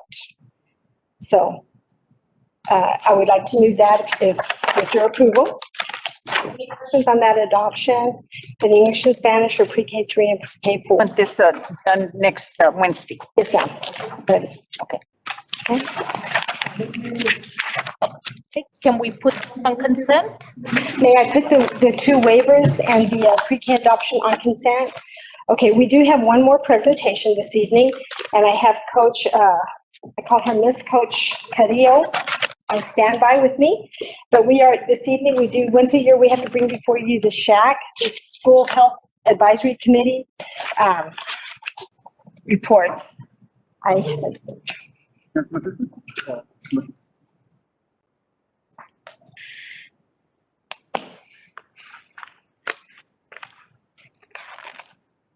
I'm not sure if you can see Coach Carrillo, but she is in her office and she's on standby to answer any questions. But the School Health Advisory Council Committee, according to Texas Education Chapter Code, Chapter 28.004 requires the SHAC to submit to the board a written report that includes, number one, recommendations concerning the school district's health education curriculum and instruction. 2, modifications to previously submitted recommendations. 3, a detailed plan of the council's activities. And 4, annual wellness policy compliance report. So for item number 1, there are no council recommendations concerning the school district's health, education, curriculum, and instruction. We have no changes to that for this past year. There are no suggested modifications to a council recommendation previously submitted to the board. And then item number 3, a detailed explanation of the council's activities during this past year is up to the current report, and the date of the last prior report is available. And at the end of this presentation, I'll show you where that is available. Usually it's a big packet, and I know in the past we provided it, but it's like 100 pages, and it's just every campus that says that they're in compliance. And so all campuses provided the wellness compliance annual report, and all are compliant. Here's where the information is located on the District Physical Education and Health Department webpage. And there's a SHAC link. And so on that link, you will have all the SHAC bylaws, the SHAC meeting agendas and minutes. The SHAC did meet as required 4 times per year. This year, their meetings were virtual, and they were usually from 4 to 5. In past years, sometimes they will have a lunch meeting or an after your 4 o'clock meeting, depending on their committee, which also includes parents. So members work together to give advice and support to all parts of the health programs and policies. Addressing the components of the coordinated school health are the directors and coordinators of Mission CISD. So you have all of the different departments: health services with nutrition, environment, and services with Ms. Maria Rosie Woodrum, family engagement, community involvement, Nancy Villarreal, employee wellness with Sylvia Cruz, social and emotional climate, physical environment, and counseling, Jesse Trevino. And of course, we all know this past year, we are just so thankful every day for our LPCs, our transitional coaches. Every single day, they make such a humongous difference in our district. And then, of course, our health education, physical activities, our health and PE coordinator, Martina Carrillo. And so the next few slides, I'm not going to read them all to you because you do have a copy in front of you, but it's by section. So you have health education, activity, and physical environment. One good thing that not this past year, but the year before, we had to start the Stop the Bleed program, and all 7th graders had to be trained on that. The district was able to invest in all kids for campus to help children learn that. Then we have mannequins, of course, to teach the children CPR. So that's been real nice. And the Catch PE curriculum, the children are learning many different things. And right now we're in the middle of the physical fitness assessment, which we can do as much as possible virtually. The employee wellness, this is under the employee health and well-being, empower employees with the health education, positively affect employee morale, optimize performance, and provide a value tangible employee benefit. And of course, they provided food clinics, resistant shoes for auxiliary employees, a fall wellness campaign, the employee assistance program. And that is another program that we promote, that when I hear, any of us here, all of our employees do have that opportunity for, I think it's 6 sessions of counseling if they need it, free of charge employees under the employee assistance program. And then they have a spring wellness campaign. Health services, of course, they've done tremendous this past year. They've been so instrumental in setting up all the COVID and helping with all the COVID units. And so they're also very proud that all campuses have an AED, which is the one for your heart. Like if you go into, I don't exactly know the medical term. Defibrillator. Yes. I look at Miss Garcia because support services, she knows all of these things. But I know that even at central office, we have that AED, and we've been trained on that, and CPR. They've been phenomenal. I can't say enough about all of our staff, support services and everything have been so phenomenal throughout the pandemic. Then, of course, we have our child nutrition, environment, and service program, that provides so many meals. And just through the last few weeks, it's just been a tremendous blessing to have everybody working as a team and making sure our children are fed. And so that's been amazing. So there's a slide there. And then, of course, on everything that our LPCs and our social emotional department, but the people, it was amazing. We were having a discussion, and I suggested, hey, these LPCs work a lot with secondary, but can they start working with elementary, or providing some things for elementary as well? Because our little ones too have gone through some trauma. And I mean, before I knew it, I think within a day, he started sending me all these things. I said, okay. But it was great because they put together different presentations at the children's level, and that was really nice. And then, of course, our family engagement and community involvement with Nancy Villarreal, who does an amazing job anytime she goes to the need. And, you know, we've heard some sad situations recently. She's there to help support. And then, of course, if you go to that SHAC webpage, then you'll see all of the annual wellness compliance report, and that includes the nutrition guidelines, nutrition education, physical activity, and school-based activities. And so this is, last year we did receive an award, and so it was the 2019 SHAC Award winner. So hopefully we would get that again, because we do have a very dynamic SHAC committee. Does anybody have any questions? Thank you all so much. Thank you. Thank you. Transforming teaching and learning. Thank you.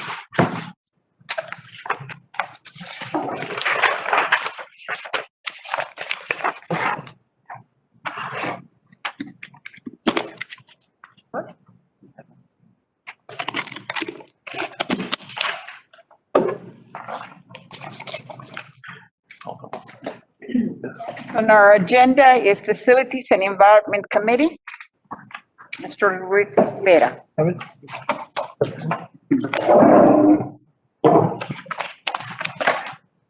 Good evening, President Rogers, members of the board, Dr. Pettis, Superintendent, members of the audience. So agenda items I have are the projects of the Castro and Pearson Elementary chiller projects. We have consideration and approval of change order proposal, CPR number 1, for a decoupled chilled water pipe modification for the Castro Elementary School relocation chiller project. During installation, Johnson Controls did not find a required bypass valve and check valve at the current chiller. Both valves require piping and are needed for the new system to work properly. This was an unforeseen item. CPR and Johnson Control presents consideration approval of change proposal. CPR number 1 for a decoupled chilled water pipe modification for the Castro Elementary School relocation chiller project at a cost of $14,543.66. This will be presented at next week's regular Board of Trustees meeting. Next item is consideration approval of substantial completion for the Pearson Elementary chiller project. As per DBR Engineering, the work has been reviewed, inspected, and determined to be substantially complete as per contract documents as of February 19th, 2021. 2 items were noted that needed attention. Johnson Controls has 30 days from substantial completion date to finalize these pending items. The system has been operating at the campus. DBR Engineering, Johnson Controls presents consideration approval of substantial completion for the Pearson Elementary chiller project, and this will be presented at next week's regular Board of Trustees meeting. The 2 items that need attention is just some pending installation on a chiller pipe and some pipe markers. Those are the only 2 items that were noted that needed attention. Next item we have is consideration approval to accept the best and final offer and to enter into contract for the central office chiller project. We entered into negotiations with Johnson Controls this past week, and he submitted his best and final offer, which was the same as his base proposal. However, he extended the days to 120 days from 90 days. We will be presenting this at the special Board of Trustees meeting after this workshop. And administration does concur with the extra days. Mr. Rivera, it said he asked for 20 days. Would that be 110? He asked for, he had the 90. I'm sorry, yes, it'd be 110. Yes. Not 120. But we don't want, when we spoke to him, because of the bad weather that we've had and possible delays of his equipment, we don't want to go into liquidated damages. So we tell him, be sure on your days, because we don't want to go down that road. So he said, you are correct. We are experiencing delays nationwide. So he thanked us for advising him to look at his days. And if he finishes early, I said, that's great also. We have consideration approval to accept the best and final offer and to enter the contract for the CNP chiller project. Again, this is a Johnson Controls project. His base proposal stayed the same. However, he added extra days for the same reason. If you will note, we have the option of ceasing negotiation and going to the next vendor, not being able to go to the first. But as you see by the base proposals, he was much lower than anyone else. Reason why is because Johnson Controls supplies the machinery. So they have an advantage. We will be presenting this at the special board meeting. We have consideration approval to accept the best and final offer and to enter into contract for the Special Education Titans 18 Plus program for sidewalks and canopy project. Again, we met with G&G Contractors and he kept his same base proposal and the same proposal for the alternate. Again, same thing, he was much lower than the next vendor, so we will be presenting this item also at the special board of trustees meeting. We are presenting these 3 items at a special board meeting and we thank you. It's because all these 3 projects take ordering of materials. And what we've learned this last month is that materials will be going up in the month of March. So we have to expedite in awarding these. If not, they will not honor their contract and the prices will skyrocket. So that is why we're bringing these forward. We have consideration approval to accept administration rankings for the on-call professional services. This on-call services is in order to expedite the process and beginning construction of a smaller project, which may require engineering and or design, the district may need the services of a design or engineering or materials testing firm. This is for projects of $500,000 or less total cost. Because of the bad weather, we had to extend the solicitations another week. So they're not due into our office until Thursday. So that's why the rankings are ready for this meeting. However, we will have them ready for next week's Board of Trustees meeting. The next item is consideration approval to accept administration's ranking and enter into negotiations in the order of ranking for the air duct cleaning systems. Once again, we extended the solicitation for another week due to the weather, and we won't be receiving these till Thursday. And administration will pre-rank these and present to the regular Board of Trustees meeting at the regular trustees meeting next week. The next item I have is an update on the warehouse security system, info systems technology annex building, which was the old LAX building on the marquee. We did award the project to A1 Skylight, and we're just awaiting the contract agreement from our legal counsel so they could sign it, and we should be having a marquee within the next month and a half. As if you pass by there, the temporary cloth one that we had was destroyed due to weather. So we should have a within the next month and a half.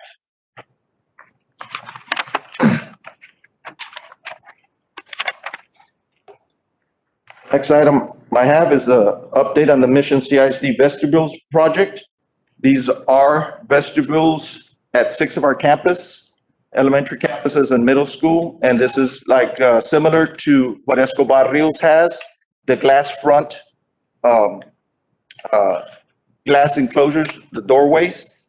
And we are awaiting contracts from our legal counsel on those 6 elementary campuses also. The next item we have is an update on the Tom Landry Stadium. We have Mr. Rick Hinojosa from Hinojosa Structural Engineering here to present. I will present some plans that he has. Thank you, Mr. Hinojosa.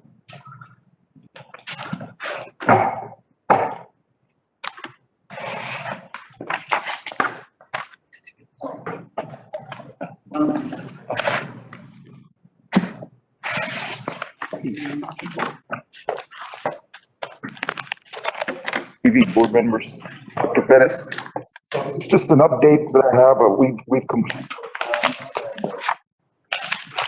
Basically ready to go out for bids. The only thing we're lacking are certain specs that school district normally provides us. So once we receive that, And here. we can put all our, Pick up the mic. Yeah, pick it up for him. we can put all our specs together and go out for bids at whatever date y'all need us to. And that's just the plans that we've been talking about for all this, which includes the piers, which is the number one item. And then do the bleachers, seats in the bleachers, some bracing that needs to be adjusted, and then some flat work, drainage issues that are, And these are the permanent repairs. yes, permanent repairs.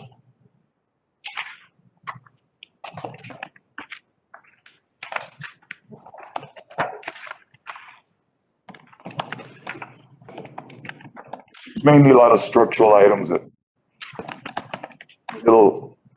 it's difficult to we all understand because it's the bleachers. I mean, it's the whole stadium. We had to redraw it all and we're indicating every single little item that needs to be done from the actual bleachers, like I said, to the seating beams that need to be replaced. There's some handicap issues.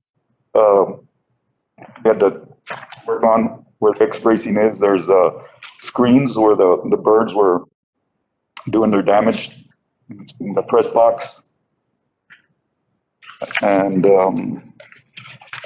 just all the piers on the home side and the visiting side that need to be redone.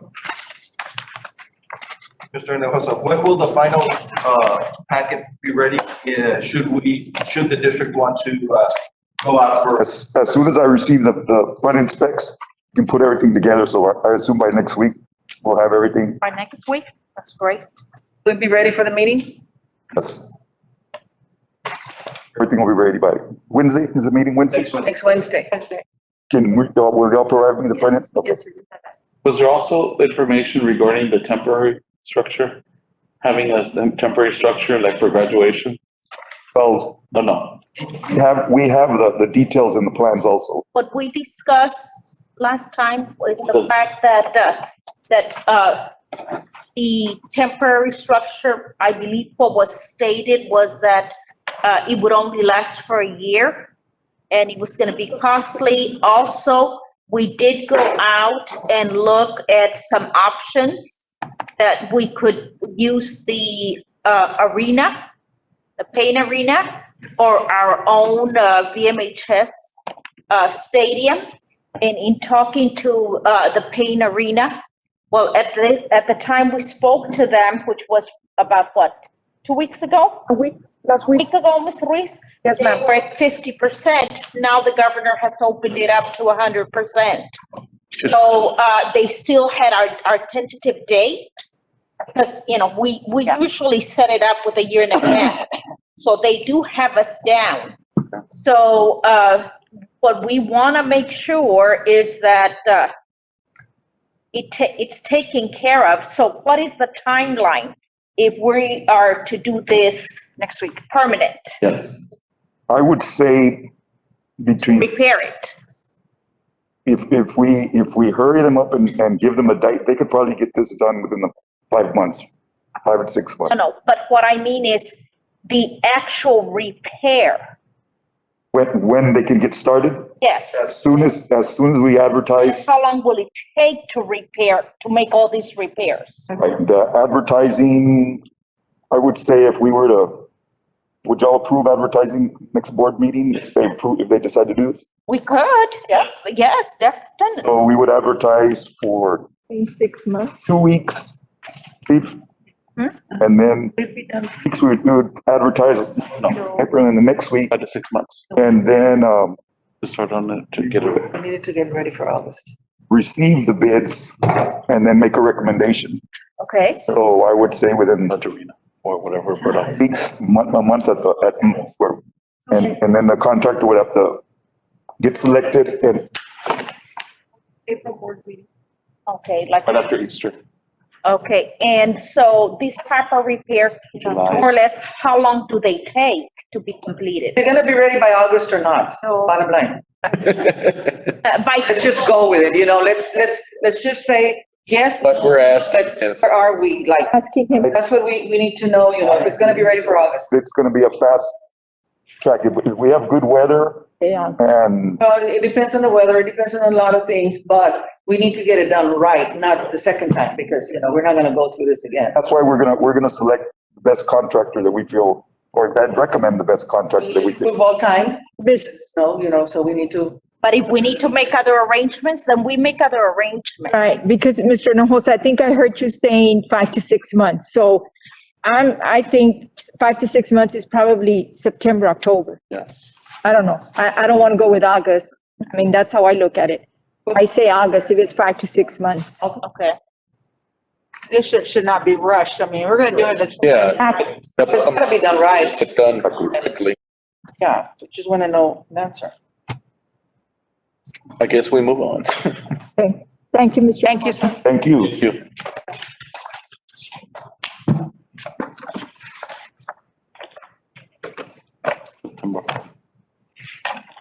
Empezando. I lost everything.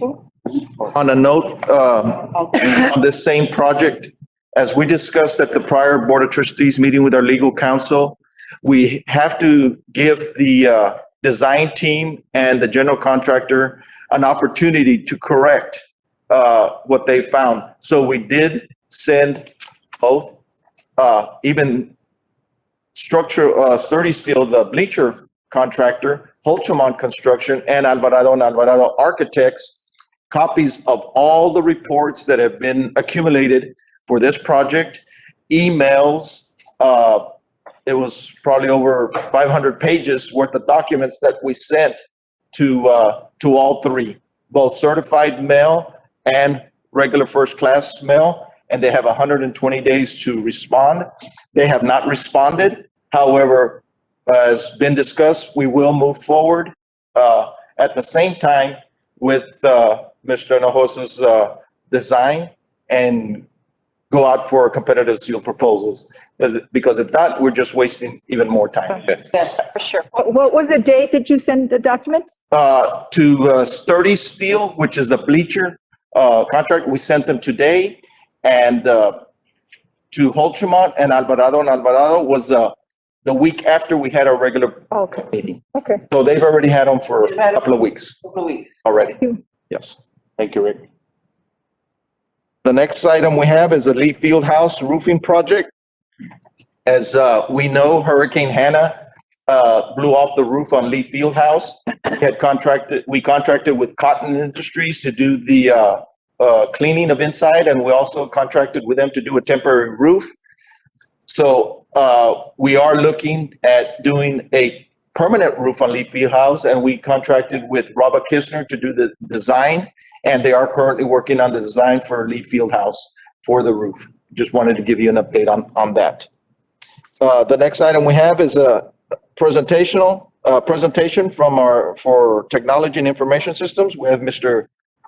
Joel Garcia, if you have no questions. No, thank you. Thank you, sir. Thank you very much. Thank you, Rick.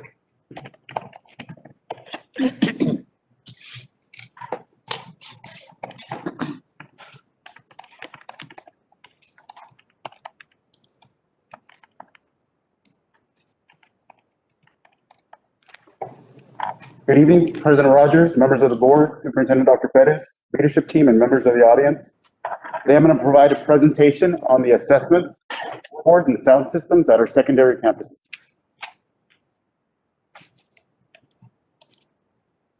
So first, I'd like to thank Coach Ibarra and her team and the athletic coaches that have been very helpful in being able to collect this data and photos.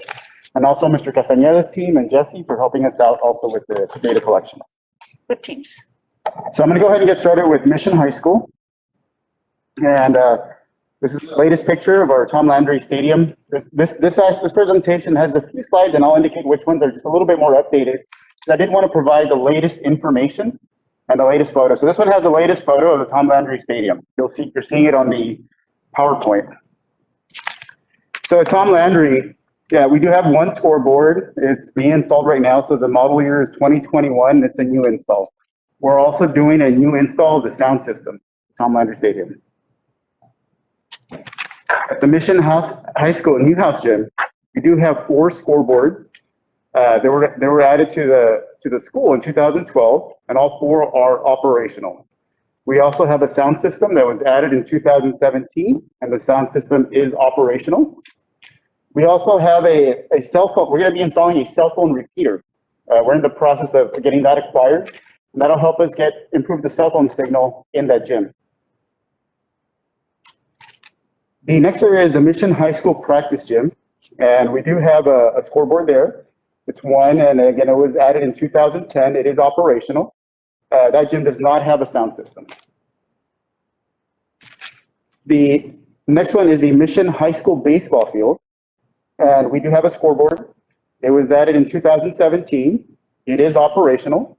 They also do have a sound system added in 2019, and it is also operational. The Mission High School softball field, they have a scoreboard as well. It was added in 2017. It is operational. The Mission High School softball field, though, it does have a sound system, but right now that's partially operational. And so we're in the process of getting some quotes to replace the speakers at the softball field. Next, I'm going to go to Veterans Memorial. And this one, we did have a change. There's an update to this slide from what you may be seeing. So at Veterans Memorial, they do have a scoreboard. It was added in 2010. Yesterday, we got word that it was not operational, but today they came out and they fixed it, which was great. Very good. Yeah, I was out there last night and there was no scoreboard. Okay, so it's been fixed. And so right now, we're looking at assessing it and see if we're going to replace it in 2021. The sound system there as well, they do have one. It's not operational. And I know Coach Ibarra and the team are working on getting some quotes so that we can get that fixed. At Veterans Memorial main gym, they have 2 scoreboards. They were added in 2018 and both are operational. They also have a sound system that was just added last month, so it's operational. And we're also looking at adding a cell phone repeater in that gym, again, to improve the cell phone signal. At the Veterans Memorial practice gym, they do have a scoreboard. They have 2. They were added in 2019. And one scoreboard needs repairs. And again, we're determining costs, so it's partial operational. So we're working on that one scoreboard. There is no sound system in the practice gym, but the campus did indicate that they would like a sound system. So we're looking at that option. At the Veterans Memorial baseball field, we do have one scoreboard. It was added in 2017. It is operational. And they do have a sound system. It was added in 2018, and that is operational as well. And I know that scoreboard may have been down last week, and then we were able to fix it as well. So, next one is the Veterans Memorial softball field. It is operational. It was added in 2006. The sound system is also operational. That's from 2010, and there have been no problems. I think the coach that maintains those systems keeps it really in pristine order. Mission Collegiate doesn't have athletics at this time, so there are no scoreboard or sound systems. I'm going to move on to Mission Junior High. So Mission Junior High, we do have a scoreboard. There's one. It was added in 2010. It is operational, but it does require maintenance quite a bit. So we are going to be assessing it this year. We haven't determined if we're going to replace it yet, but we are assessing it. As far as the sound system, there is no sound system at Mission Junior High. They do utilize a portable sound system that was bought by a parent organization. So that is something to consider. I know last time, I think there was a gentleman that may have had a concern, and so just something to consider. That's something that we need to explore and that we may be doing. At the Mission Junior High gym, some good news. Actually, just a few weeks ago, the scoreboard was installed. It was added this year. It is operational. They have a sound system as well. It is operational. And what we found was that although that gym does have a sound system, many times it's not utilized. They bring back out that portable parent-bought system. And so then the quality of the sound isn't maybe what it needs to be. So we'll be working with that campus to make sure that they utilize the system that's in the gym. Jump over to K-White. So at K-White, they do have a scoreboard. It was added in 2010. It is operational. We are going to be assessing it to see if it needs to be replaced. The sound system outside at the stadium, they do not have a sound system. In the gym, they do have 2 scoreboards. They're both operational. They also do have a sound system, and I believe it's the original one from 1984. It's still operational. So we'll be assessing that as well. At Alton Memorial Junior High, they do have a scoreboard. It's not operational right now. That scoreboard was bought in 2003. We're looking at the cost to repair that scoreboard. There is no sound system there as well. At the Alton Memorial Junior High gym, there is a scoreboard. It was added in 2003 and it is operational. They also do have a sound system, also added in 2003, and it is operational. At Cantu Junior High, they do have a scoreboard. It was added in 2020. So what happened, I think the original scoreboard is not working. We bought a new scoreboard, and I think that may be something we're going to be discussing. So it just needs to be installed. So that's going to be happening pretty soon. They do not have a sound system at the stadium. At Cantu Junior High, they do have 2 scoreboards that were added in 2020. They're both operational. They also have a sound system from 2010, and it is operational. One of the things that we did recently was also try to streamline the support for the scoreboard, the sound system, security cameras. And so just recently, we sent out communication to the campuses to let us know in the technology department if they need some assistance with any support for that equipment. That way, we can just, again, streamline it and try to make sure that we address it and take care of it as soon as possible. With collaboration, of course, with athletics and with Mr. Castañeda. One of the other things that we're going to do is we're going to have semi-annual assessments of the equipment, especially right before sports kick off, the different sports, to make sure that it is working properly. Make sure that it receives proper maintenance. And at the same time, start looking at the equipment and seeing just out of best practices, industry best practices, when it should be placed on a replacement, when it should be replaced. I know some equipment's a little bit older, maybe be a little bit proactive in some instances so we don't wait till it completely falls apart. Does anyone have any questions? Good job. Thank you. Thank you. Thank you so much. Thank you, Ms. Thank you. Garcia.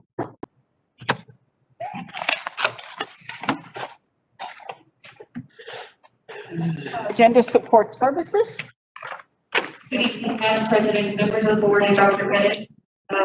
Tonight, we have a few items in support services. The first one is the recommendation for selection for the coordinator for child nutrition program and the field administrator for career and technology education. These 2 items we are recommending to bring back next week for executive session, as well as the next item, which is the superintendent's recommendations regarding employment and contract status of classroom teachers and other non-administrative professional personnel.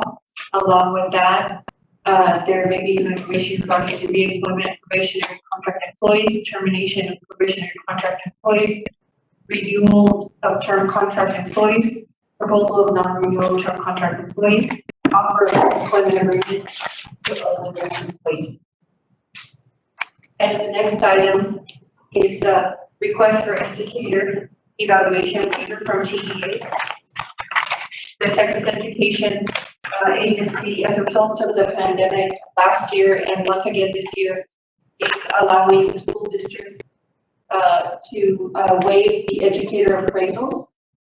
And due to the circumstances arising from the COVID-19 pandemic, and as school districts are unable to conduct accurate and relevant teacher appraisals, the district is seeking a waiver of the general requirements of teacher appraisals. If this waiver were to be approved by TEA, the district will still evaluate a teacher, determine an appraisal and appraisal rating for the teacher based on completed aspects of the appraisal. However, this information would be just utilized at the campus level and would not be submitted to human resources if the waiver is approved.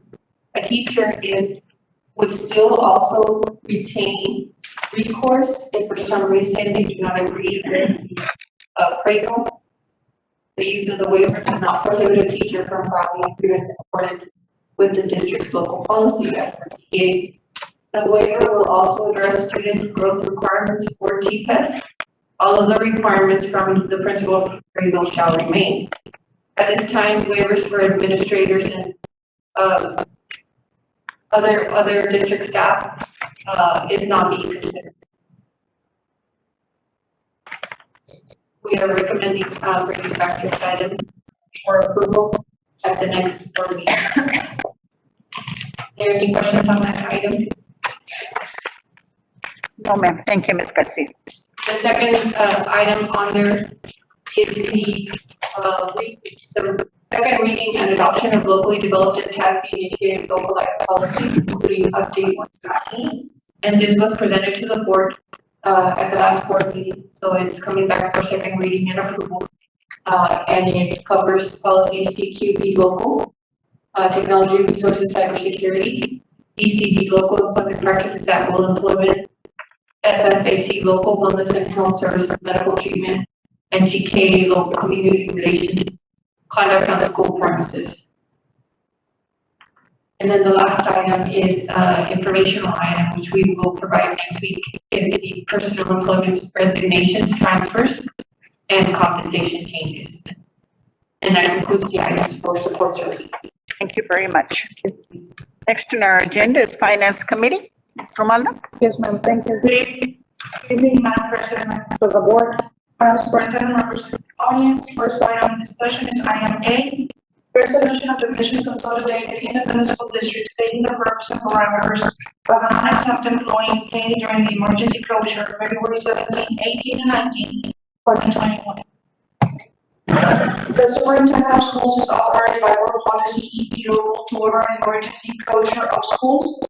Additionally, board policy DEA local states that if the board chooses to pay employees during an emergency closure for which the work days are not scheduled to be made up by a later date, then that authorization shall be by resolution or other board action and shall reflect the purpose or the expenditure. As we all know, February 12th, the governor of the state declared a state of disaster in all 254 counties in anticipation of the severe weather that could result in property damage, injury, and loss of life due to the prolonged increasing temperatures. There is no increasing rain statement. The superintendent, under the authority of board policy, EB local or an emergency closure of the schools to protect the health, welfare, and safety of employees and students of the district on February 17, 18, and 19, 2021. The district will be paying non-exempt employees the premium rate provided by board policy DEA local to encourage those non-exempt employees who provide services at school district facilities and are control of district business during the emergency closure to volunteer for critical duty during such emergency. In addition, paying employees for emergency school closure days will enhance morale, reduce wage turnover, and minimize district exposure to unemployment pay. The compensation parameters for this resolution is that all employees will be paid according to the regular duty schedule for February 17, 18, and 19, 2020. That for the dates of February 17, 18, and 19, 2021, absences shall not be charged against the state or local leave balance of the district employee. That the board has determined that it is in the best interest of the district to board by its option to take action to restrict less or otherwise modify the pay authorization allowed by board policy DEA. The superintendent is authorized to make all determinations that may be necessary to determine employee eligibility for premium pay consistent with the resolution and according to board policy DEA law. And that the superintendent is authorized to take all actions the superintendent may legally take and may be necessary to implement this resolution.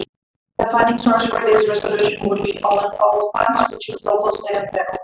Administration will be bringing forward a recommendation for your consideration of the approval of resolution of the Mission Consolidated Independent School District stating the purpose and parameters of unaccepted employee pay during the emergency closure on February 17, 18, and 19, 2021. Legal counsel drafted this resolution for administration, and yes, I have brought for your consideration next week. Item B, base proposals and purchases of 50,000 and over. Item A, our purchase of smart interactive panels. For 1 year since 2015, the district has been purchasing smart boards or interactive panels to be placed in core content classrooms. This time, the district is bringing an item to replace 68 smartboard panels in Karen White, Middle High School, Mission High School, and Mission High School.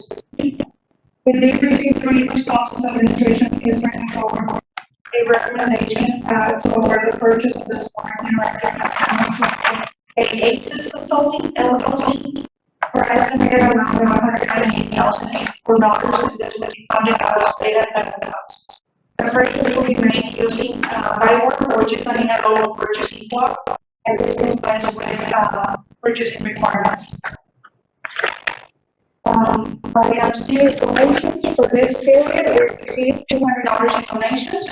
Administration will be bringing forward a recommendation to approve the donation requested. Donations received.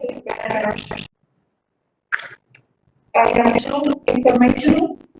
Item A is the 2021-2022 budget update. I do have a handout that should be placed right in front of you. So I'm going to go over this presentation. Please ask any questions that you may have. The first slide or presentation is right before you. The general fund revenue budget distribution. And basically what this tells us is that we have 172 million in the current year budget. And out of that 172 million, 60% comes from local property, which is tax property revenue. And any other small amounts that we have at our local markets, such as state receipts, where when we used to have borders for events open to the community, we also have some money there for interest and other miscellaneous revenue as well. Then you see that yellow part of the pie, that 74% money comes from the state through foundation programs to provide instruction and primary services to the school district. And then 10% is local revenue. Also, that money is local revenue is made up by the 12 teaching programs, since it's a federally funded program. And so they, for the most part, they make about 9% of that. The next step would be general fund expenditures budget distribution. As we all know, the largest expense we have is going to be salary related. So it's payroll. So in our case, we have $180 million in budget. And 75% of that budget is made up by salaries. Then we have contracted services where we may have utilities. We also have attorney costs for any other contracted repairs, and that accounts for 9% of the budget. Then we have supplies materials, that is 10% for the school district, 3% in other operating costs.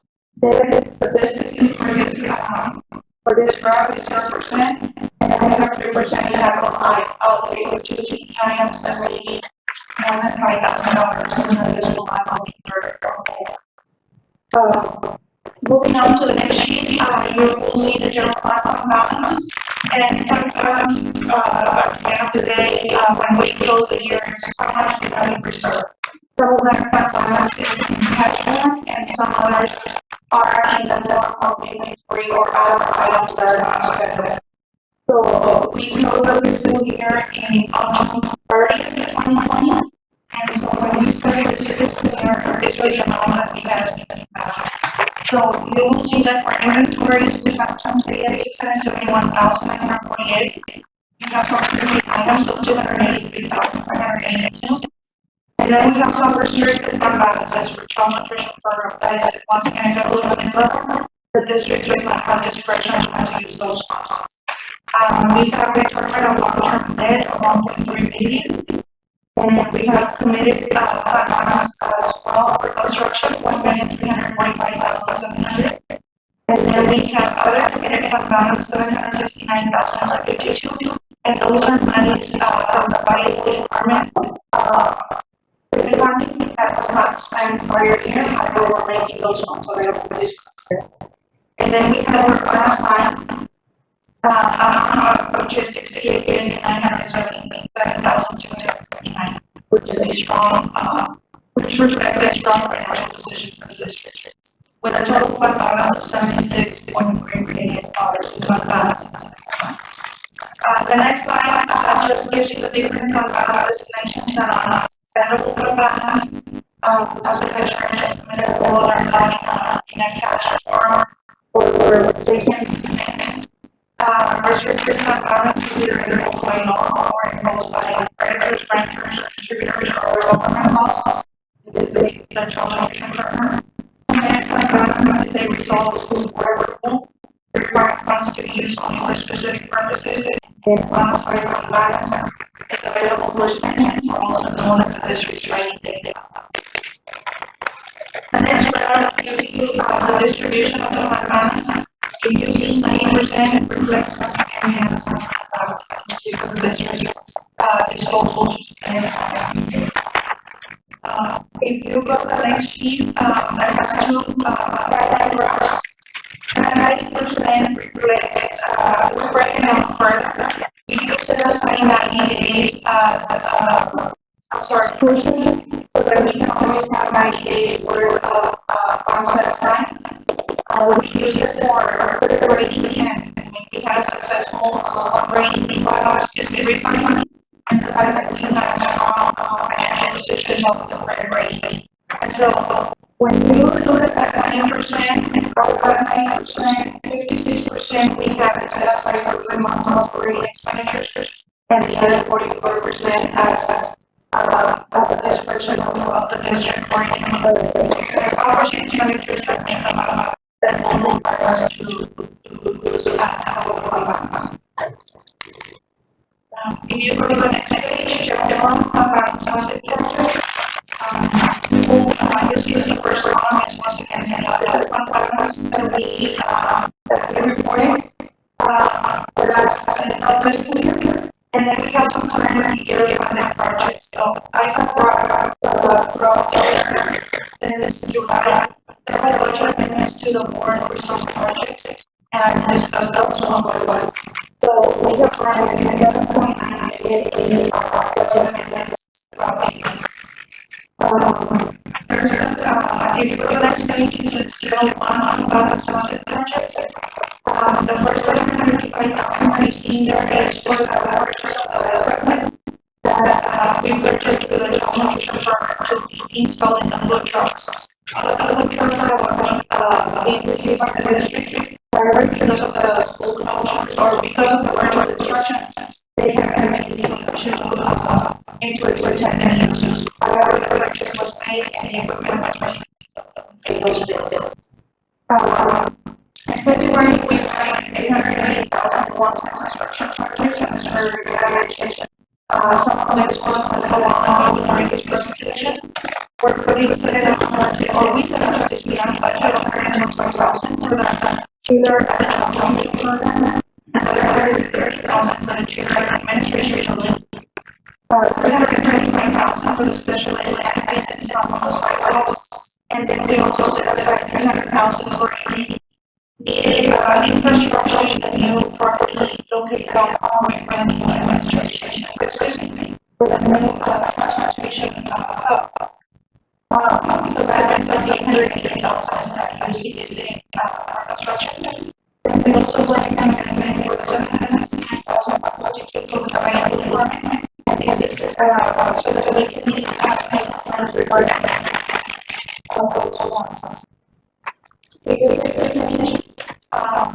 we have already also 6,300,000 for 68 for various items. First item is on the disclosure we get a start project in the primary school that was not completed. We carry over the purchase order and was in the first one budget. We also have a budget in the summer related to some of those repairs. We also have a purchase property, which is ongoing property, the district is a property in the system. And so we did have to put on this like that. The telephone system that was purchased for prior safety. This year, the contract has continued, and we've seen it has been involved in $125,194 and its recommendations in anticipation of alleviating personnel, administrative personnel, to that allocation. We also work in $244,055 for such positions of our group after the budget program in July. And that area is one purchasing technician, one media officer, and one social media. And we say we also, once again, able to the translators once again. However, this is for this is about that once continuing from July because the judge being for the translator cannot be supported by that program as our guidelines from the Texas program. And so the challenges are purchased equipment and we were to we also very important from $1,393 as a spend in the prior year because of the closure as our social COVID. We had very extensive conversations, extensive funds, and we started $60 per year in this year. So the idea of this was available because you incentivize students. The next page is the enrollment and average daily attendance for 10 years. And you can see where we began as far as IDA is concerned. The annual board for 2018 and the first one it's not showing enrollment. Average daily attendance is the way that the state council school district. It's an average of 30 attendance over 30 attendance. And then enrollment is the four students that we would have registered and enrolled in our school district. And there's a difference between the two because the students may be absent for reasons. And so the funding members are mostly services we can find out how much they need. And so your role was I remember read the section 9920. Our attendance was about 1,000 students. And that is because adjustments for reporting period because of all this going into consideration. The first information for various system percentage of that. We also have reviews for resources and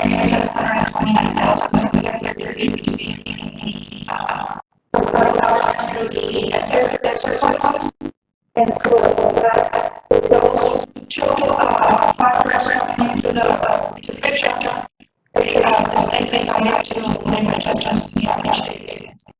For 2020-2021, we are at 13,928.568 as of the period. And we're will release about when the year's the next round just gives you the information about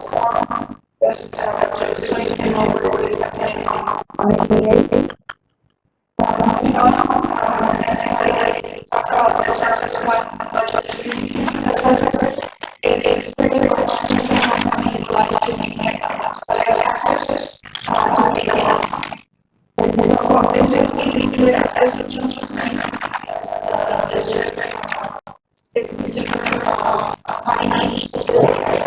pretty much and so that service is remembering that there is a function state and the other reasons that we can count on our which generally are taxes. Of course, it's 100% of experience that can be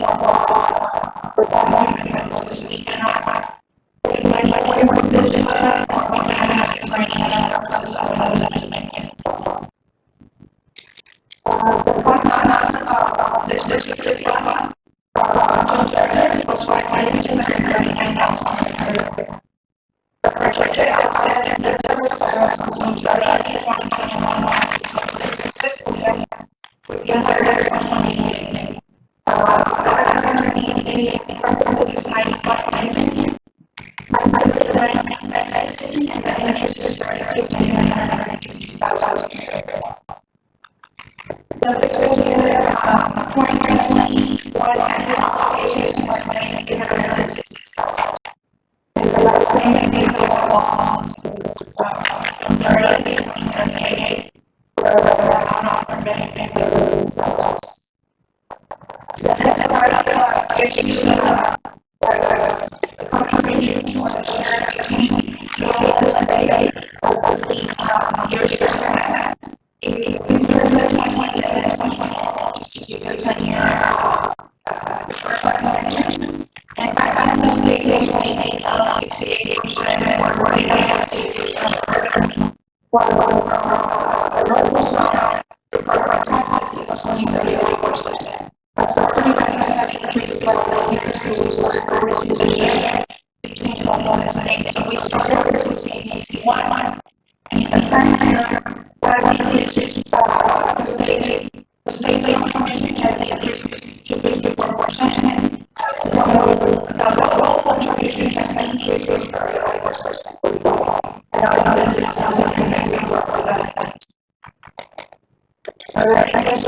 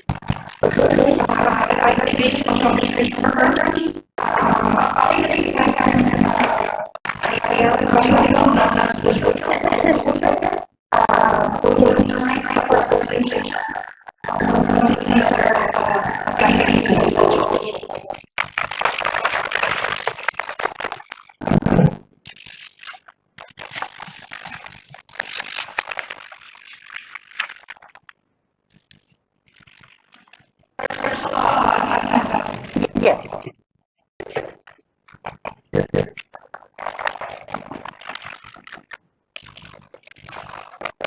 Good evening, that is, members of the board and members of the audience. I have been able to tell you forever. I think my mom told me that when I was sick.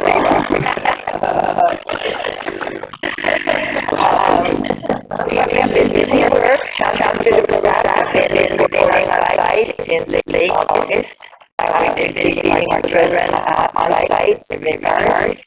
And we have been feeding our children on Saturdays. That's the day after the severe weather, and that word is supposed to be severe. After the severe weather, we had 30 people that we didn't expect. They just all came. We prepared a lot of meals. We served our meal on bundle in 14. We have 7 breakfasts and 7 lunches. Every child 8 years and younger gets a bundle. Each Saturday for the entire week. We served on that Saturday, we served 107,000 meals. February 20th, that was an increase of 43,000 more meals. than we anticipated from the previous week. A lot of people, many people have lost their power, they lost water, they lost food. I know what that's like because they're hurricane, and I lost my phone, without power for 4 days. We're very fortunate we didn't lose power this time, but I know that there were a lot of staff that were reporting for work that had power and had no water and no food. So they were really looking forward to that Saturday food also. From September 5th to today, we have served over 200 meals to our district children. Milk, I think, is one of the commodities that families are really looking for during the severe weather because they have lost their milk and they couldn't find milk anywhere. The grocery stores didn't have electric and the milk company wasn't producing milk. So it became a precious commodity. With today, we've distributed 177,716 half-gallon milk jugs. We ordered milk pints and half-gallons just to get an estimate. The total cost of milk so far has been almost 145,000. The parent saving per child on the milk that we have distributed is $89.70. Think of that in terms of those families that have 4, 5, 6 kids at home. For all our staff, we're working on sites late August. To motivate staff, we've decided, okay, what can we do because they're working on Saturdays, they're working Monday through Friday, now we're asking them to work on Saturdays. What can we do to build up the morale, get them to come to work? So we decided that we were going to training. We started on school Sunday, it was like Super Bowl Saturday for us. And everybody dressed up, there's sports attire, and they had a ball. And even the families that were coming by were commenting on that. We did Valentine's Day, our staff, our secretaries, and those of us during lunch, we made handmade tutus. And we distributed tutus to everybody, and even the truck drivers and some of our male participants decided they wanted to wear a tutu. So it was fun because the kids were laughing as they were going through. So it was nice. We did Charlie Days. Dr. Stewart's birthday was a big success. Everybody dressed up. Now we're shooting some pictures in it. Our next this Saturday we'll have Blast Off Team for National Birthday Week that starts on March the 8th. And so they are going to be, I'm curious to see what kind of space outfits they're going to wear. There will be St. Patrick's Day, superheroes, Hawaiian, and of course, I'd like to have a last graduation. And we thought it'd be funny if everybody's dressed up in the graduation gowns, or maybe caps. This gives you an idea of how our meals have gone and now. And you see that tiny little set raft there, almost in the middle? That was when we came back for Christmas. We did not want to have our families without, and Dr. Bennett said, we can't have them without any meals. She said, let's just serve them when we come back. The only problem with that was that a lot of our teachers were working, a lot of families were working, so we didn't capture that many. But at least those that came, they needed it. So we were very glad that we at least captured those people. This is what we started doing because we bag everything. You look behind me, you see those are our breakfast bags, and then we have our frozen bags. And so because they can't see what's in it, we decided that we were going to do posters, that we were going to open a bag, and we actually, this belongs to one of our dietitians, a bag for her children. And she opens the bag, she does a display, and she takes a picture, so it's an actual bag. It's not something somebody just put together. And so that has helped a lot. We've had some parents say, that's not the bag, they didn't get the Pop-Tart. And sometimes if we have more participants than we have meals, we might give them something from the week before. But it still meets all the requirements. It still has the majority of the same things. There has been a great push in the administration, and I can't thank them enough for their support. because there have been just a lot of postings, there have been a lot of promotions, there have been a lot of just push to get the word out. And I don't think we could have reached the point of the 107,000 meals that hadn't happened. And so this has been a team effort. I wish I could say it was ours. It's easy, but it's ours in CISD. This has been one tremendous team effort.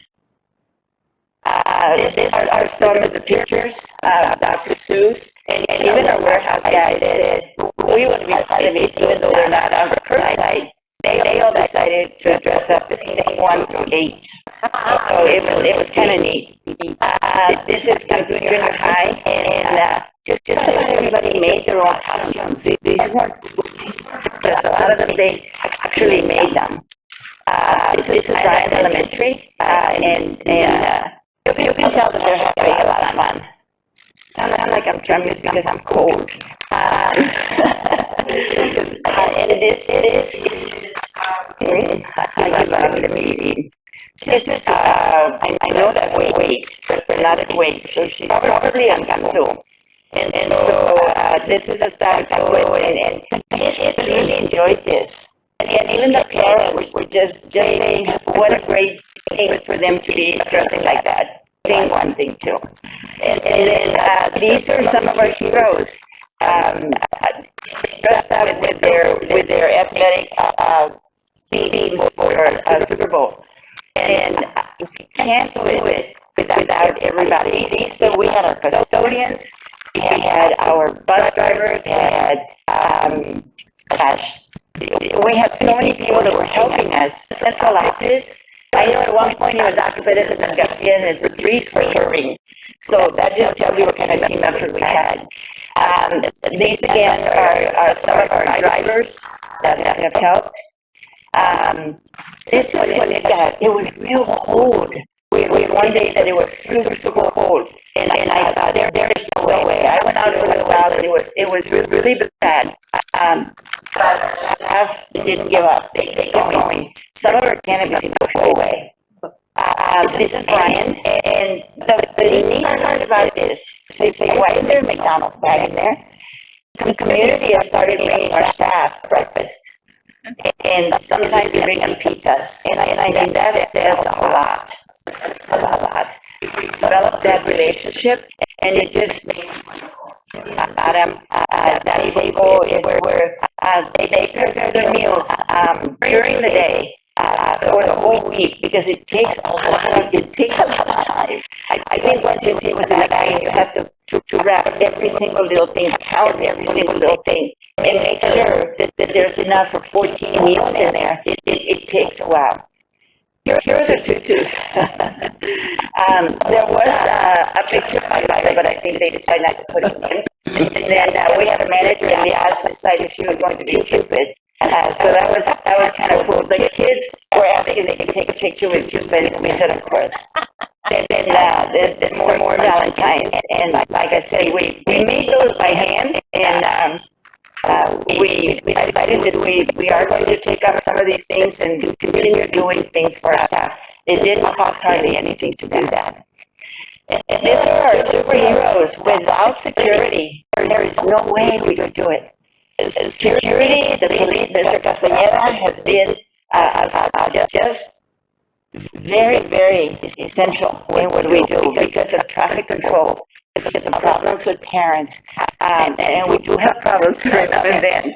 And just saying, okay, we need to stop. It's already been 4 hours, and we said we'd stop at 1 o'clock.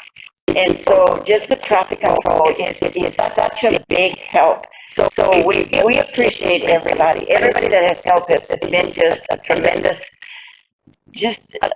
amount of assistance. We even have semis. If you look at that, we had someone in a semi come pick up their meals, and they said, I was on the way home, I saw you were giving meals for kids, I have the barcodes, can I get one? And we said, you certainly can. So he said, I'll be back. So we're very happy to see him. This is just some of our CNP staff. We're in the office, and then we go out to monitor, see what's happening on Saturdays. I have to say, there was one gentleman at O'Grady, and I did get to meet him. But you know, we were so excited to meet him that I didn't ask him his name. And he kept telling me to please thank the superintendent for the meals. This gentleman, if you get a chance out of this, he is always the first one at O'Grady line, and he drives an older Jeep. And I asked him, I said, you came early, we changed our time. I said, you came early, didn't you? He said, I don't have social media. He says, but I figured that maybe you either canceled or I came too early. So he said, I went ahead, I had breakfast, came back. He said, it's the first time I'm second in line. I got my meal. And he kept saying, thank you, thank you. He said, thank the government, thank you. He was thanking everybody. He was so excited. But that just proves the need that we have out there. Coming soon, we have PEBT, the Pandemic Electronic Benefits Transfers. This is a benefit to buy food from any retailer that accepts Lost Star card. And this is for our needy families that have children. This was intended as a one-time $285 payment, but they have extended it. And so any child 21 years old, up to 21 years old, who qualifies for free or reduced price meal or participates in a special provision school qualifies to get this benefit. So a second payment has been approved. And so everybody is very happy about that, because we have people going through on Saturday saying, tell your superintendent to give us the card instead. So I think a lot of them think that it came directly from her. Well, I had the little machine. Yeah, it comes from the state.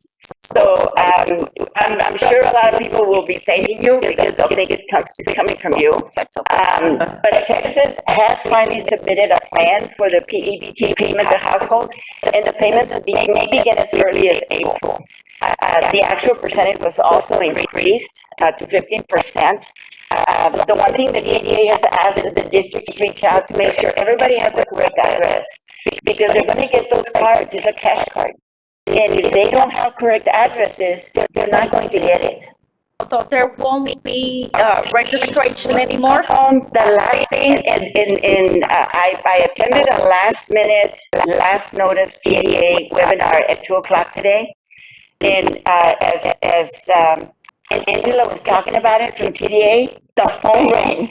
And the only thing I heard was, parents will apply through a link. Oh, okay. So I'm hoping that we won't have to do what we thought we had to do, that it will be through that. They did say more information to come because they've submitted their plan. It has not been approved yet, but usually once it's submitted, it's approved. So more or less, how much will it be per child now? Well, it was $285 and it's been increased to 15%. 15%. So I honestly, I didn't do the math. 27. Okay, then this was good news for us. We have an emergency operating cost, and this is the Consolidated Appropriations Act 2021. And this is money. The purpose of this money is additional funding for child nutrition program operators whose revenue decreased during the time of the closures, the early interruptions with public health.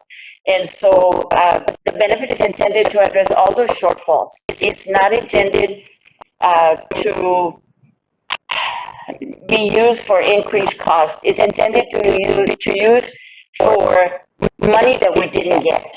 Okay, so the payment formula is tied to past reimbursement. TDA will do the calculations. They will decide through our reimbursement records what amount we will get. They will submit for the payment, and then the payment will be done electronically into our school district. We did our own quick and dirty calculation, and we estimated approximately 1.6 million, a little over $1.6 million payment to our program. So that'll help a lot. It kind of helped me kind of ease my shoulders a little bit because we didn't have any reimbursement for March, April, May, and June, and July. So we didn't start a reimbursement until late August. So it was a little concerning because I've been a director for 38 years. Wow. And so in 38 years, I have always operated with a very strong positive fund balance. And we've always had excess that we had to use. And this is the first time that I said, oh my gosh, am I really going to operate in the red? I don't think we will. This will help a lot. But we're hoping that our program continues. Certainly, we're going to continue. We're here. We know that our jobs are our children and our community, and we will do whatever it takes. We will continue. Thank you for your support. Thank you for your awesome, yes, you had a great team to work with. Yes. But you always need one person at the top that leads everything. Thank you for us and our kids. Thank you. Thank you. It's a lot. Thank you, phenomenal job. Yes. You always do it. Yes, she has. Thank you. Any other questions? Thank you very much. I don't know, but my husband wasn't happy when I went to look for milk and there was no. That night, I mean, we went everywhere looking for milk and we couldn't, and then I told him, you know what? You can go to the school.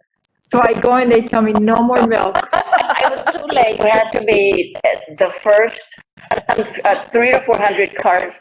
The milk company ran out of power. They didn't have any water. And so luckily we had enough milk left over from the week before that was still within dates. And so we were able to distribute all that. Then the milk company had an order for us that they were holding back. And we got them to deliver it. And while they were there, we saw that they had a little bit more milk in the truck for somebody else. And we talked them into leaving it all. We were able to get for our families. I do know that I went, when the ladies were wearing the tutus at MIMS.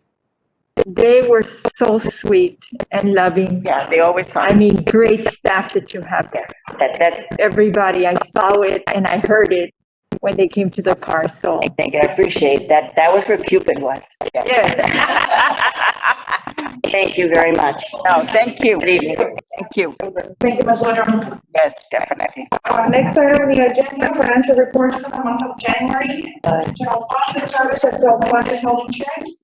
For the general fund, we had actual revenues of $1,607,112. And expenditures of $75,331,119.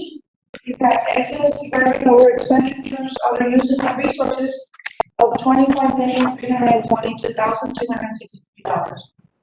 For the debt service, revenues for the month or as of January 31st were $7,281,543. On the expenditures, we had $2,736,150. We have excess revenue or expenditures, other uses and sources of $5,570,151. On the debt service side, we have revenues of $7,967,089. We had expenditures of $8,755,545 for a deficit of $1,058,456. And the total net position for the month, when we could take into consideration the beginning net position balance, we are at a deficit of $101,566. We do have one large claim that has already exceeded the stop loss for one of our staff members that unfortunately has passed away. And we also have another large claim that is very close to the $250,000 amount. So that's why that's why we're reporting these numbers. However, we're expecting some reimbursements in the month of February. And for February, some of the claims have already started to decline. So we're keeping a close eye on the claims. On the medical claims, when compared to prior year, we have claims of $1,216,000. That's an increase of $500,000. A little bit over $500,000 from the prior month. For the pharmacy claims, we do have $474,186, when compared to, prior year, 369,000. And this 474,000 reflects an increase of about 120,000 when compared to the plan. If we look at the net position overview, we are, reporting 101,566 negative net position compared to prior year at the same time. We also had a deficit of 37,000. So we're keeping a close eye on the claims, and we will update the board as needed. Item D is the tax levy adjustments for the month of January. We received, the tax roll adjustments due to corrections, rollbacks, and other homestead exemptions, resulted in a net decrease of $26,261. Collections for the month were 11,174,576.63, and we pay a monthly fee of $6,371 to the Hidalgo County Tax Office.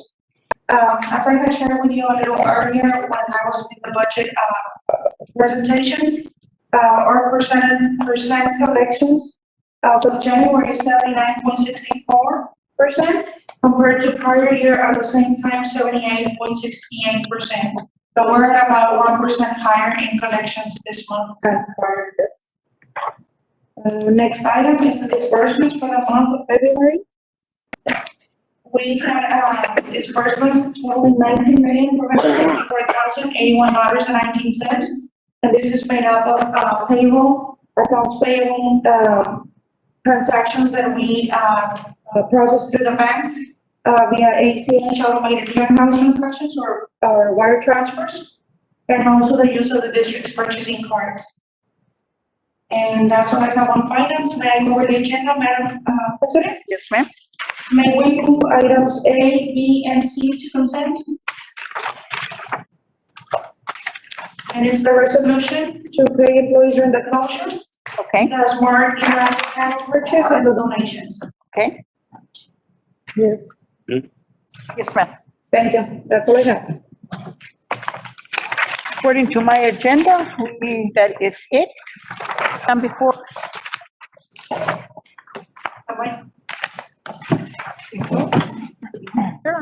Anybody have anything further in the agenda?